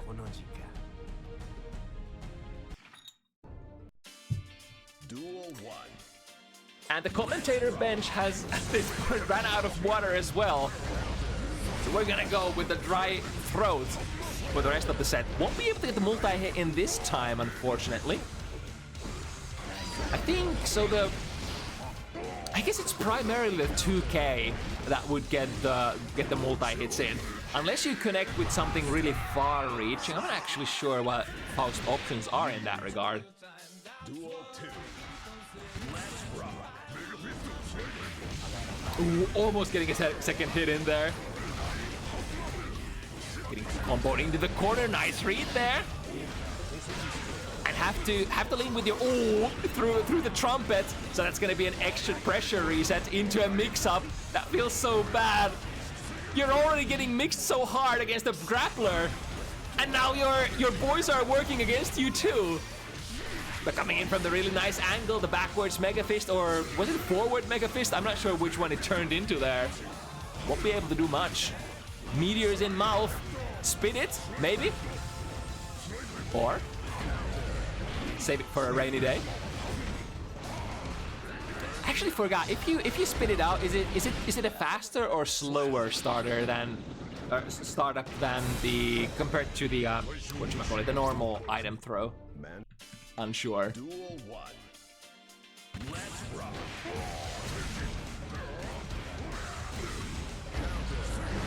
The Growl under that 5B initially. The hammer was good there, even though you got knocked down by the slide head, because it basically made sure that Super Hot can't hammer fall forward from that. Would have collided with the hammer otherwise. Ooh, nice crawl under. The 6B completely whiffs. 6 heavy into big meteors. Decent amount of damage into the corner. And now, try to work in tandem with the items. Careful. There's a lot of stuff happening. Luckily, that also allowed Luke to stay on the right side, or the quotations right side, the better side from your point of view. Lots of plus frames out of that. Blue-white assault into a throw, into OTG. We're still in there.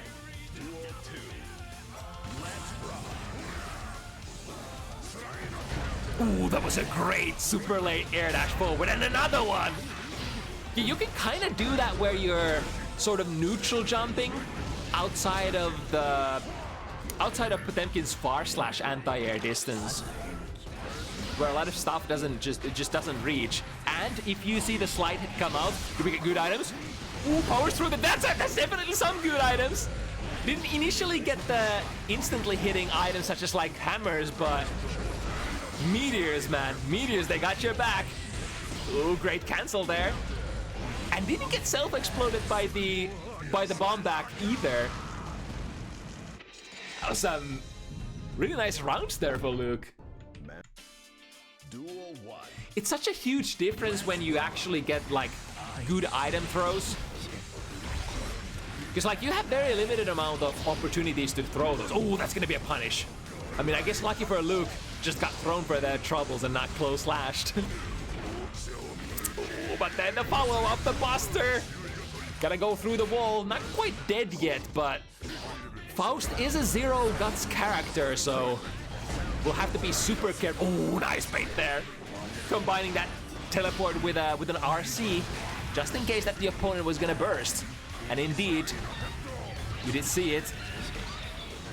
Oh, that's great. So previously, Super Hot got hit by the little guy, but oh, hello. Super Hot got hit by the little guy, but then on the activation hit was able to flick it. This time Luke actually defended the little guy so that there was no flick attempt. Are we disconnecting? Are we desyncing?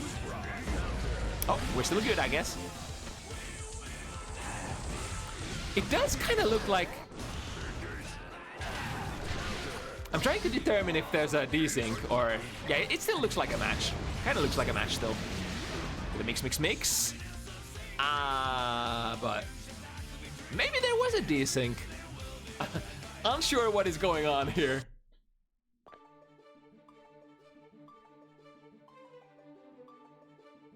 Is it just on our end? Because they're still playing, right? So this... Huh? Wait, did I desync out of the... No, I think the players desynced as well. This is very peculiar.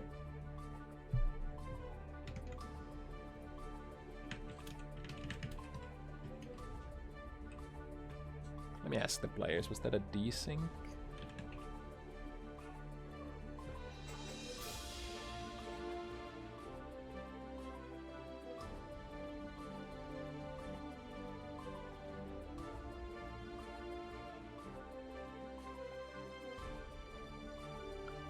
Well, either way, most of the games have been pretty good so far, so maybe just a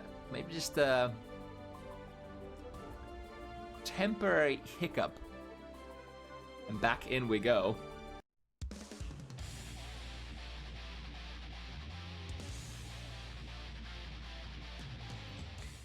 All right, diving back in, hoping for perhaps more meteors. Duel 1. Let's rock.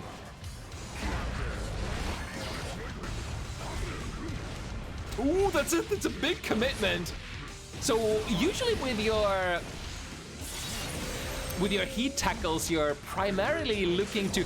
Remember when we talked about those situations where you can try to sort of jump outside of Potemkin's active anti-air range and maybe react with, you know, Potemkin doing stuff like slide head and what have you? Heat tackle is kind of great tool for those kind of moments. If you can't anti-air the opponent and if they keep doing like neutral jumps, that definitely fits the bill for use cases for that tool. It's gonna be a lot of damage, and now guess for your life kind of situation. / whips though on the crawl. Faust, a wonderful character with strange properties, such as the movement option that crawl is. Gonna have to take that into account for just about any character that plays against Faust. That was a great classic hammerfall break into Buster. Used to be even more better, but still, like relatively hard to react to, but maybe a little more reactable than in the past. The first explosion with that lava bag. Yeah, again, the attempt to defend the minion once it's activating. Because if you don't do anything, of course the Potemkin player is gonna flick it and get out of jail for free. But you wanna prevent them from getting the flick out. Try to work in tandem with your little guy. As if you were a mini puppet character. Ooh. Command grab here.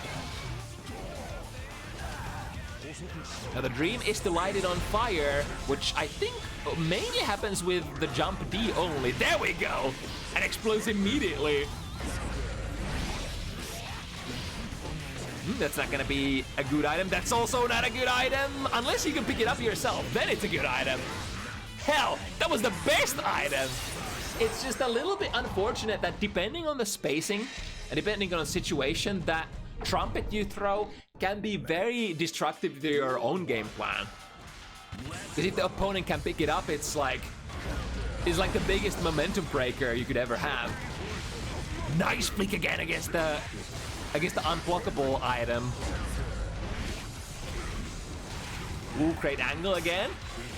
Hopping over those grounded big normals from Potemkin. Oh, the too heavy! Didn't actually bounce the bomb back. Great anti-air with the use of far slash from Potemkin. Very strange that a far slash is that high hitting.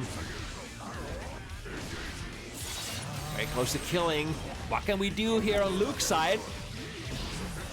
Straight hit, but nothing more.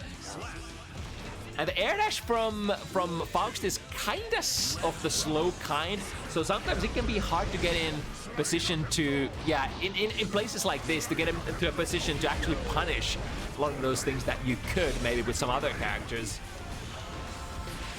Very, very floaty. It does get you really far though. That's one thing. Through the wall we go. What's next? Who's gonna initiate? Plus 10, I think, around from the slide hit nowadays if you end up just blocking it on the ground. Ooh, that was a great backdash. That's what gives Suppa the leading position once again. This FT7 set.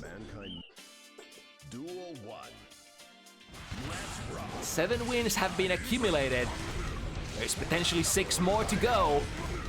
But who's gonna get it? So far looks like Suppa looking like a very strong candidate for that. Completely skipping the little guy. Bye-bye, little guy. Oh, he's coming back. Would he be able to flick here? That would have been super sick, but I mean, some things are not meant to be done by mortal men. Front fire will have to, at the end of the explosion, potentially respect it. Oh, we're actually backdashing into the bananas. I mean, that does give you a little bit of health back, so there's that.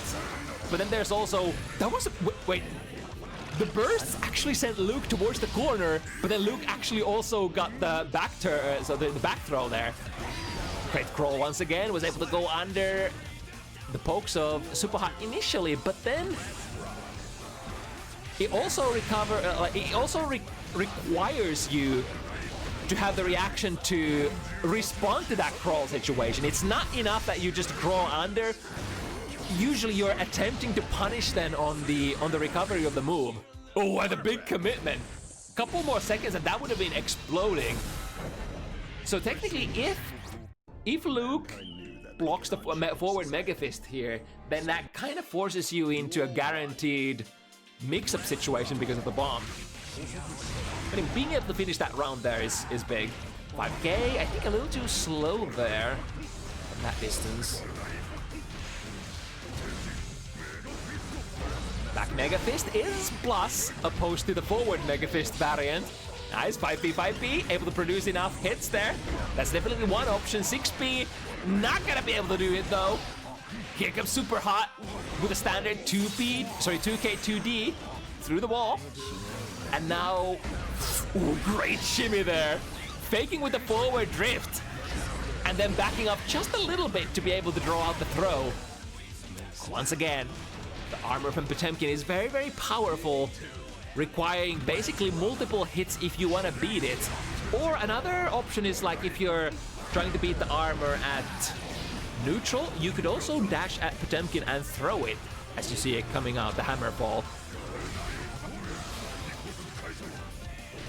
Nice, goes under the 6 heavy again. It feels like 6 heavy especially has been the normal of choice to be crawled under. And it's also a normal that has a lot of recovery, so technically there could be new avenues of whiff punishing as well, if you're ready to go for it. Of course, it's sometimes hard to react to it in the heat of the moment. Into Garuda, and that's gonna be a strike throw mix-up, or rather a throw low kind of a mix-up, usually from guard crushes. Generally lows are pretty strong with guard crushes because they eliminate your auto guard completely. So if you're doing just about anything, like even trying to fuzzy jump, you just get caught. Ooh, unable to challenge the heat tackle this time. That's actually first successful heat tackle that Suppa has been able to play in this matchup. Into the mix-up again. Throw is the more rewarding option for sure. A close slash, able to recover in time. Yeah, that's one of the big downsides of the bone-crushing excitement, or whatever the reversal super for FABZ is called. It is one of the slower supers in the game. which makes it a great candidate for super PRC when you PRC pre-flash. But if you let it rock, of course, it's it's very easy to safe jab. Let's put it like that. And then into the Buster. Here we go. Drawing so much closer to the end. This is actually set point. Is this a kill? Zero Guts character? No, not quite. Luke looking to perhaps live, using the whatchamacallit, all the best jumping normals from Faust. Jump 2K, the jump D, teleport into late PRC, all players drifting backwards. I think Suppa knows. It's up to just one hit. One hit, and that flick is that hit. It's gonna be enough to take the set. With the overwhelming reward advantage that Potemkin has on his side, able to knock down the way lower reward character Faust.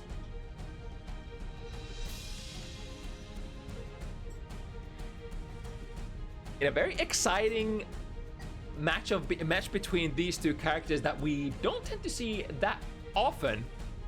Pretty good. Can I actually get out of this lobby? Oh, there we go. Okay.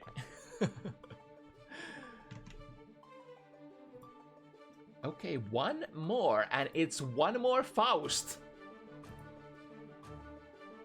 If you're a Faust fan, rejoice. And even if you're not, hear me out. TheWorstGuy is a really exciting Faust player. One of our Faust regulars, I think, has consistently delivered some of the most exciting games that I've had the pleasure of casting on Bounty Hunters. Gonna go up against Civ Ram, who is probably so far the toughest opponent that Worst has had to face on Bounty Hunters before.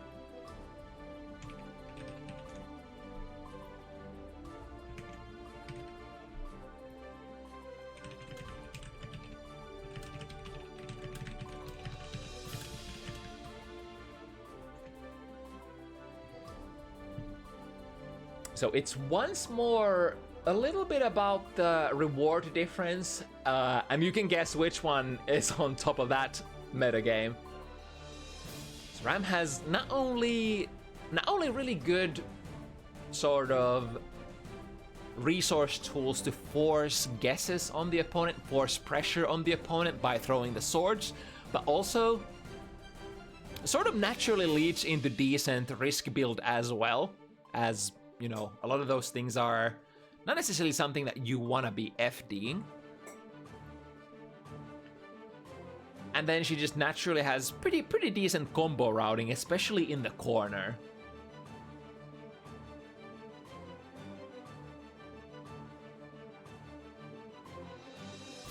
But one thing to keep in mind is that Ramlethal has very strong high profile pokes.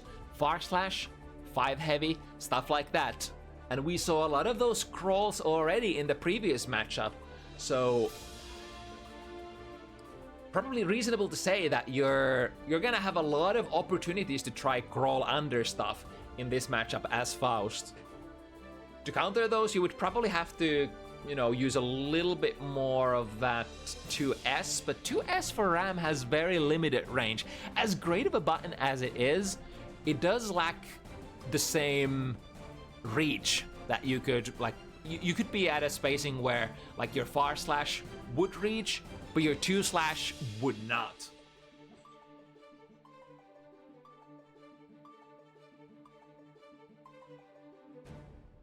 Right, we have Civ already ready to go, but what about the Worst? It is very late. This is probably going to be one of our latest drawing Bounty Hunter sets of all time. Okay, we got Worst on the way as well.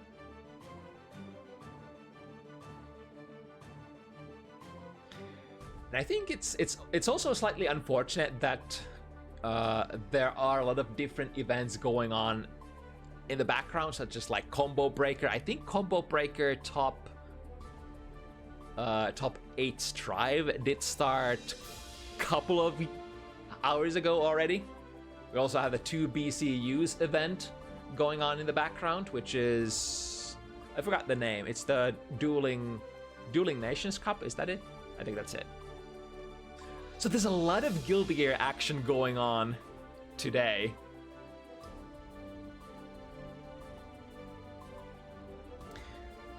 I mean, hopefully we can still catch the tail end of Guilty Gear Strive top 8s on Combo Breaker at least.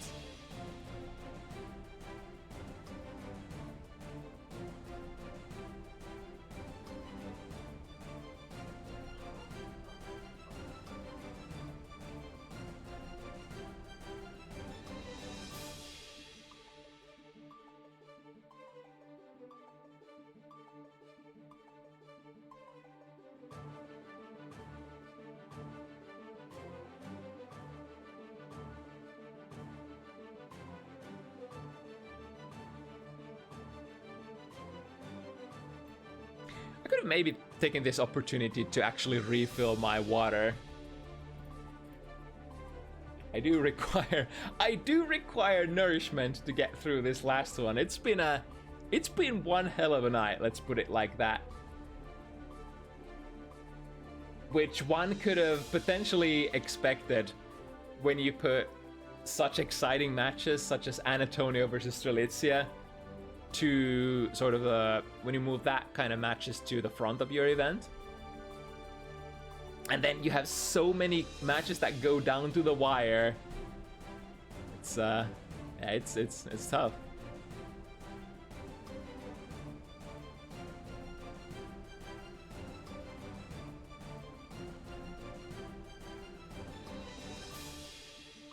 Okay, we have both players ready to go. And that said, good luck to all parties. Last game of the evening. Bounty Hunters number 200.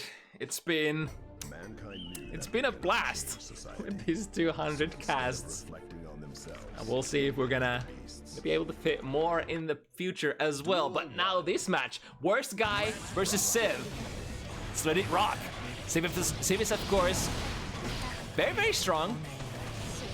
And like we said, probably one of the strongest opponents that Worst has had to face in Bounty Hunters history. However, Worst has also got them pretty strong as of recent, I think. Has gotten, you know, progressively better and better. And look at this. This could also be that rare, like, it goes both ways, but both of these characters are, like, relatively rare. So you could feasibly have a situation where you just don't get a lot of experience against your opponent's character. But now we're exactly where RAM players want to be generally. With the empty jump, 2K from the explosion, got them by the black beat. Sort of how guard crushes work in Guilty Gear Strive. They remove your auto guard, so if you're not strictly holding down back as the opponent lands a 2K on a similar or a similar button on you, you're gonna get caught. No fuzzy jumping, no mashing reversals, nothing of the sort. It's gonna be naughty stuff. And guard crush does not allow you to do that. Oh, sinking 50 meter in that teleport RC. The hammer is gonna come down here. Next item, not so useful. I was about to say not so useful, but working as a landmine against Civ. Backdash against that throw. Get them in the corner. Little guy's gonna activate as well. And tap him with the 5D. Perfect moment. Even if that is blocked, I think the little guy is gonna cancel the situation and let Worst be at least safe. Duel 1. Let's rock. Able to drill through that round start far slash, and then burst used very often, very early here. For Civ though, the burst is gonna go into the wild assault of the red kind. Good block on the overhead on the late air dash overhead. Damn, I'm starting to stammer here. Now able to get the other sword back as well. This is kind of how Ramlethal's pressure flows. If you can get the wall break, then you will immediately get your swords back. But if not, you will kind of have to spend time, maybe burn other resources Red Wild Assault, maybe Tension, stuff like that, in order to be able to stall for time so that your swords can come back later. Unless you just wanna, you know, disengage from the situation. But that's usually not what RAM players are looking to do. Especially since, because without your swords, your normals are very lackluster, yeah? The FRC, gonna knock down, nice jump out of there. And then try, oh no, wait, you got a mash there? Was that because it was from such a low attack level move cancelled into the sword that there was actually a gap there? It also works against me to a certain extent, because both of these characters are like rather rare, especially Ramlethal, so it's so hard to get matches against these. And then as an extension, you kind of have less intuitive knowledge about the characters. Maybe theoretically it's all there, but intuitively it doesn't click immediately. Ooh, got the fishing ball, immediate burst. Wait, that actually gets you a punish? That's kind of cool. So immediate burst, if there's no extension for the Faust side to burn, then the sword toss would be a guaranteed hit, huh? That is very interesting. Mankind knew. Duel 1. Let's rock. Starting with a far slash. One of the best in the game. To the other side, and the jump slash into sword roll. Here we go. Into 2K. We got the throw for mainly, I think, spending time and waiting for your swords to come back. And Civ has been juggling the resources pretty well, I'd say. In a lot of the cases, when you would get the hit, you would break the wall immediately. But if you don't happen to have the necessary resources to go for the hard knockdown, which is the tension, maybe it's just better to keep cycling instead of forcing the wall break. Bomb is gonna go off, which Civ will have to respect. Decently sized RPS wing there for Worst, making the sword completely whip. And coast to coast, it is gonna come back eventually, but the time is not yet. Ooh, got the cross up. The flip kick over your opponent, the classic. YRC is what we're gonna fight back here. We'll put Worst in a meter build penalty for a while, so I have to work with what you have for now. Oh, was that the little guy? Yeah, little guy going for the combo breaker. Such a great tool. People often talk about the meteors and the hammers, but little guy is kind of aight, right? Especially if he happens to patrol to the right direction at the right time. Sometimes he's just a little goon and doesn't do anything. Oh, that's gonna be a punish, right? Yeah. Sword toss. Making the wall with the windshield wiper without the wipers. But you gotta do what you gotta do. Looking for the last mix-up. Deflect shield does push Civ away a little bit. The combat attempt is gonna be kind of tough here. Didn't even have the 50 meter there to cancel from that 5D. Did we have a button out? No. And if we did, the frames would have been slowed down by Civ's RC there. Alright, taking the leading position for now. Duel 1. Let's rock.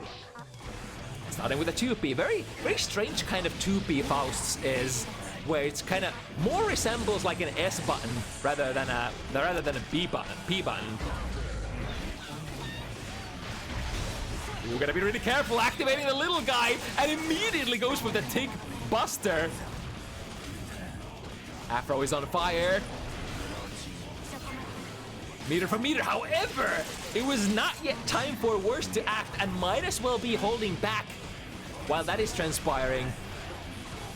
So now the resources for Civ are relatively limited. We have the Wild Assaults, which we are gonna be spending here. Misses with the windshield wipers, unfortunately. And Worst misses the meaty. Both players making small little mistakes. Here comes the combo breaker, little guy. But I think Worst was definitely not in a position after that knockdowning far slash to be doing anything. Was still probably Civ's frame advantage, I reckon. Because that, I think that was a juggle, right? So at least gonna give you a soft knockdown. Into a throw. Into meaty 2K. Break the wall immediately. Looking pretty good. Oh, interesting. a little far off with that jump heavy. Teleporting behind you. Is the meteor gonna make a comeback here? The meteor that Worst at one point in time did swallow. There it is.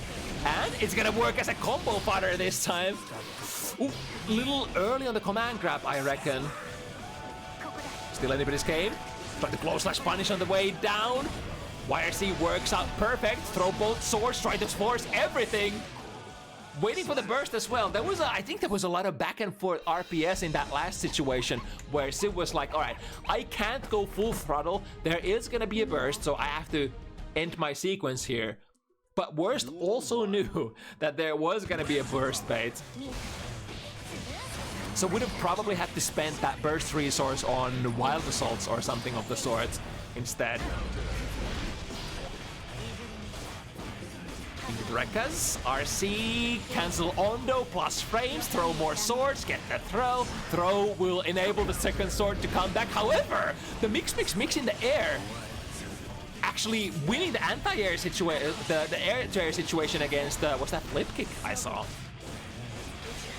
That's the meter, we can push it, Rekka, RC, definitely one of the ways that Ram can use to force corner carry. She has actually a lot of those. No wonder though, because her kit is so centered around being in the corner, has always been, even though she has been remade a couple of times, and her sort of offensive game plan, offensive momentum, how it works, or rather how the resources that she uses has changed over time. The core concept has still remained the same. This should be a kill, right? Yeah. Hit it with a Rekka 1. And Civ. As we expected, this was gonna be a pretty tough match for Worst. And Civ is slowly starting to accumulate that snowball, that lead. That Worst will have to break rather sooner than later if we're gonna still turn this into anything but a miracle kind of match. Ooh, frame trap into the wild assault. We can throw out of that, and now Afro is on. This is one of the best situations that Faust could ever be in. Tried to, I think, go for an F-shiki there, but the button whiffed initially. Trumpet behind. Ooh, run straight into it. And there's a bomb as well. Just block it. Yeah, and the bomb is gonna do the deed. Damn. There was the unblockable, like 100-ton weight as well. So a lot of really good items on the board for Worst on that one. Big combo incoming. At least in Faust standards, getting half of your opponent's life is like probably one of the best things that you could have. Oh my god, you're gonna utilize that fast movement speed of Rams to try to dash into a throw distance. No dice this time though. Worst was awake. Yep, once again, ready to jump out of that and drill for great justice. There we go, exactly what the doctor ordered. Exactly what the doctor prescribed for himself. For he is definitely a qualified medical doctor.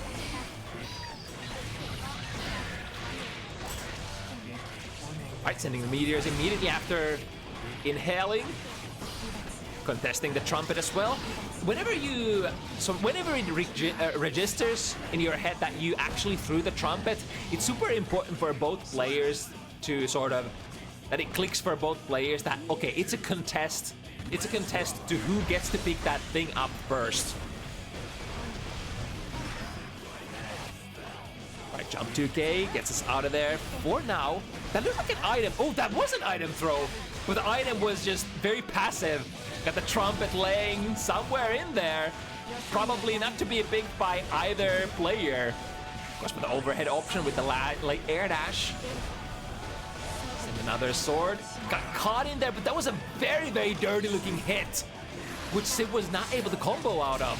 Now instead, Worst is gonna impose his best situation, light it on fire, take it easy. Oh, and we can definitely combo off that, but Civ says, let me get out of there. Teleport right in front of wait, was that a second teleport? That looked really funky. Able to poke out of it. Little guy does not activate on airborne opponent, I believe. So Civ will be able to jump PPP. Staircase on the ground and take the round. Oh, another super. Oh, because of the. I think because of the hit stun that the hammer causes. For sort of force the Worst to go for the command grab a little too early. Tap him. We have positive bonus, so we definitely have the juice to combo out of it. Would that be a kill? Maybe if that 6 heavy hit and got a wall break. And a great mix-up there. Between that was a front hit as well, right? Worst is slowly closing in on Civ's 4 points. Suddenly, no longer out of reach at all.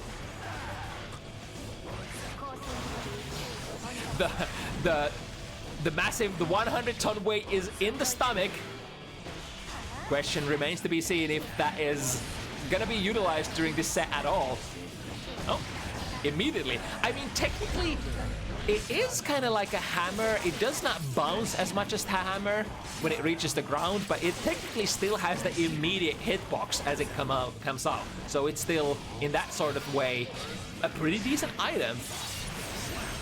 But Worst is just turning up the heat. It felt like after the initial round, Civ was absolutely on a tear, but now a good doctor has been, trying to back this out of there, but straight into the sword explosion. Keeping the game in the previous screen still. Using the Ondo.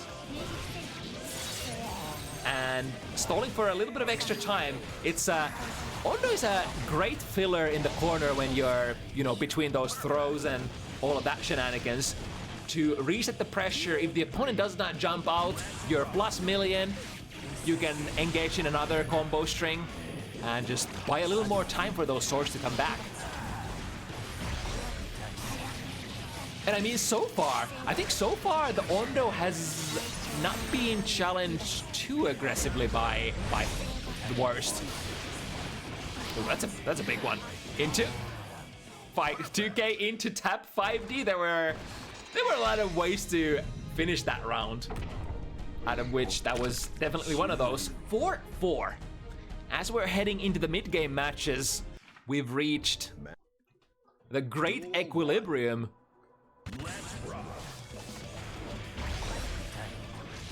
Ooh, got the backdash there, however no hit confirmed.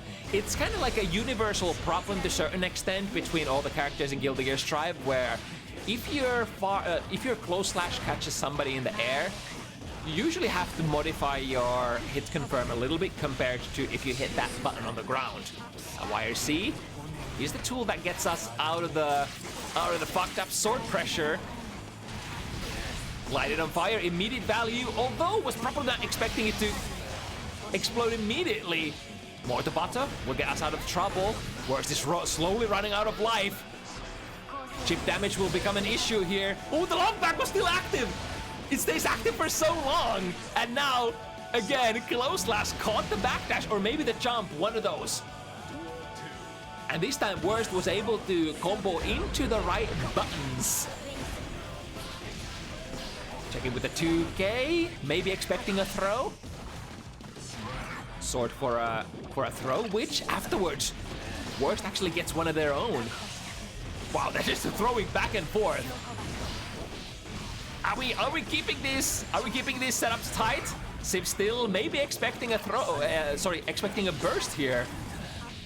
Sword should be coming back soon, but they're not of that much health while you're being pressured in a block stun. Oh, the explosion still! Worst utilizing the deflect shield. I mean, technically it did push the main body away, but because Civ was canceling into the sword toss, it could completely nullify it, and basically if you would do the thing that you usually do after a deflect shield, try to strike at the opponent, it's not gonna work. It's just not gonna work. Attempted to catch on the landing. A couple of frames too late, I reckon. Now, finding a hit with the Rekka. We can combo into the corner. Worst, building to 50 meters. Soft knockdown here. This could be a potential run back attempt. Got the knockdown. Little guy holding down the fort again. The items accidentally self-cucking. Worst, producing too much block stun. They've got the horn, but not able to get out of the corner with the use of that. Danger here. Yep, I would use YRC as well. That extended hurt box that the Afro gives you is very, very dangerous. Light it on fire, and of course, Worst. Damn. Worst just came online. For the first time in leading position here during this set.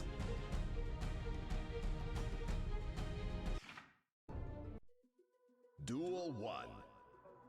And I think Faust is definitely one of those characters that if you don't fight very often and if you don't know your best options against some of the recurring RPS situations, such as like if you have your Afro on, do you know how to deal with the usual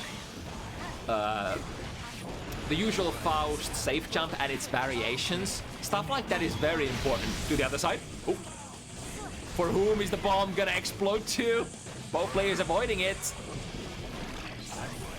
Now vomiting the corpse of Ram into the corner. Forced to pick up the Afro as well, which certainly does not help you in, you know, the air-to-air situation that was gonna unfold afterwards. It's gonna be a punish.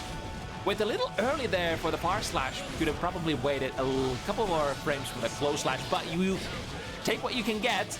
Nice interception there, jump PPP. Ooh, opting to play very, very safe here. Backdash BRC. The opponent is slowed down, so we actually got a little bit of extra comboing power or extra juggling power. Now once again, Worst has been really good in these positions. Even if you're down in life and down in all sorts of resources, it feels like Worst is always playing his A game.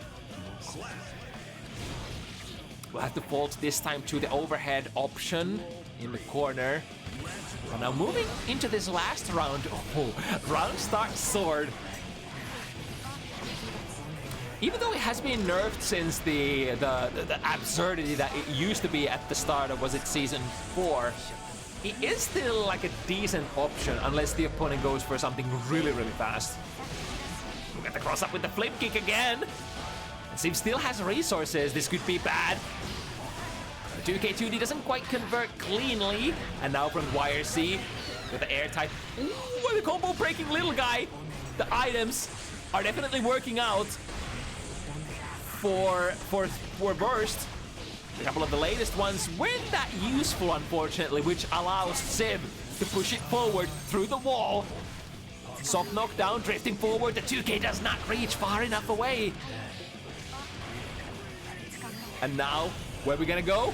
The meteor certainly did not go where Worst wanted, and now has to go for that burst. It was literally probably the last hit that you could have. And as the wise people say, maybe it's better to just burst and get baited rather than don't do the burst at all. Although there is still like decent amount of finesse and layers there. Now this time the swords are already on the ground, so that deflect shield actually does do things for Worst. Set up the aggro. Afro light it on fire as well. Teleport. I think is the Afro explosion gonna keep it safe? Worst did use the RC at the end of the mix though. Hard knockdown. Of course, we're gonna be starting with the sword throw. Good defense on the first mix-up. What about the second? 2K tap them overhead. Hard bait on the burst. Worst deriving the value of his life, in fact completely denying the opportunity for Civ to burst back. These are the hard consequences of going for burst baits. The fact of the matter is, even if you completely ignore the burst mechanic and you're like, all right, I'm gonna do my maximum damage combos every single time. When the opponent bursts, you're still gonna get like value in one way or another. Actually, like it at least forces your opponent to use it if they want to use it. Ooh, from the Ondo plus frames, caught pressing buttons. Sword explosion launcher. However, Civ misses the combo. That's unfortunate because we had 100 there. Could have probably been able to finish it. This was not a safe jump. It looks like for worst. Again, miss. A little bit of a miss there on the combo. Both players have been throwing each other back and forth. 6 heavy. Would that be enough? Not quite. It's the multi-hit of the teleport. Very close, but no cigar. Teleport straight into the sword toss. Again, have to burst. Have to burst. If you were to. I mean, technically you didn't because you were sitting on a sort of round lead. But I mean, if you wanted to still play that round, that would have been the spot. And I mean, in those situations when your opponent has around the same amount of hit points as you, you're like, I can still do it. Especially when it's up to like 1 hit. Oh, missed with the Mordabato. But it was, in the end, happy little accident, happy little setup for the 5 heavy that followed afterwards. Civ, once again, reclaims the leading position.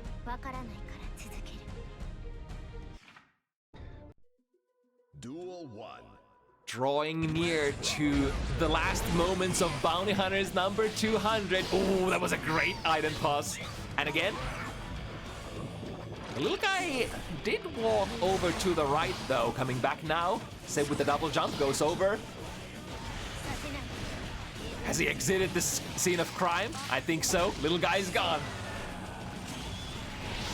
Gone with the wind without doing anything. This time, this one though is gonna do stuff. Wait. Did the hole-in-one? I think the hole-in-one actually extended YoWrstGuy's hitbox into the explosion. It looked like it was so far away though. With the afro, coolness factor, eventually it will expire. And now from the heart mix-up, or sorry, the heart knockdown, and the wall break, we get both of our swords back and forth a lot of things, and with the last low mix-up, succumbs to the onslaught. Set point Civ.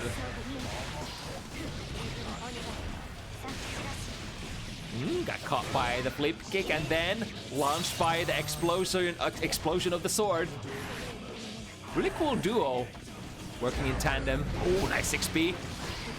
Unfortunately, they ended up switching the sides here. Now from the Mordabato 100 goes for the heart bait again. Yeah, I think this is the right option here. Worst was like, I can't utilize the burst anymore successfully, so I tried to use the Wild Assault. Alas, won't be able to break the corner position of Civs, and Civ reaches 7 points before worst. Was a decent back and forth, both players having the leading position at one point or another, but in the end, it's gonna be Civ on Ram who takes this home and breaks the win streak of worsts, which was like what, three or 4 games, if I recall correctly. Whew. What a night. Wait, it's almost 10. This extended like 1 hour past the expectations. All right, I bet you all want to watch fighting games on other fronts, so I'm just gonna bid you farewell here quickly. Tell you that if you wanna go, or if you wanna come play on Bounty Hunters next week, you can join the Discord channel where the sign-up forms are gonna be shared briefly. But otherwise, yeah, go and watch fighting games. Combo Breaker is on. I think 2 BCU is on. Pick your favorite event. Go support your local players. All right.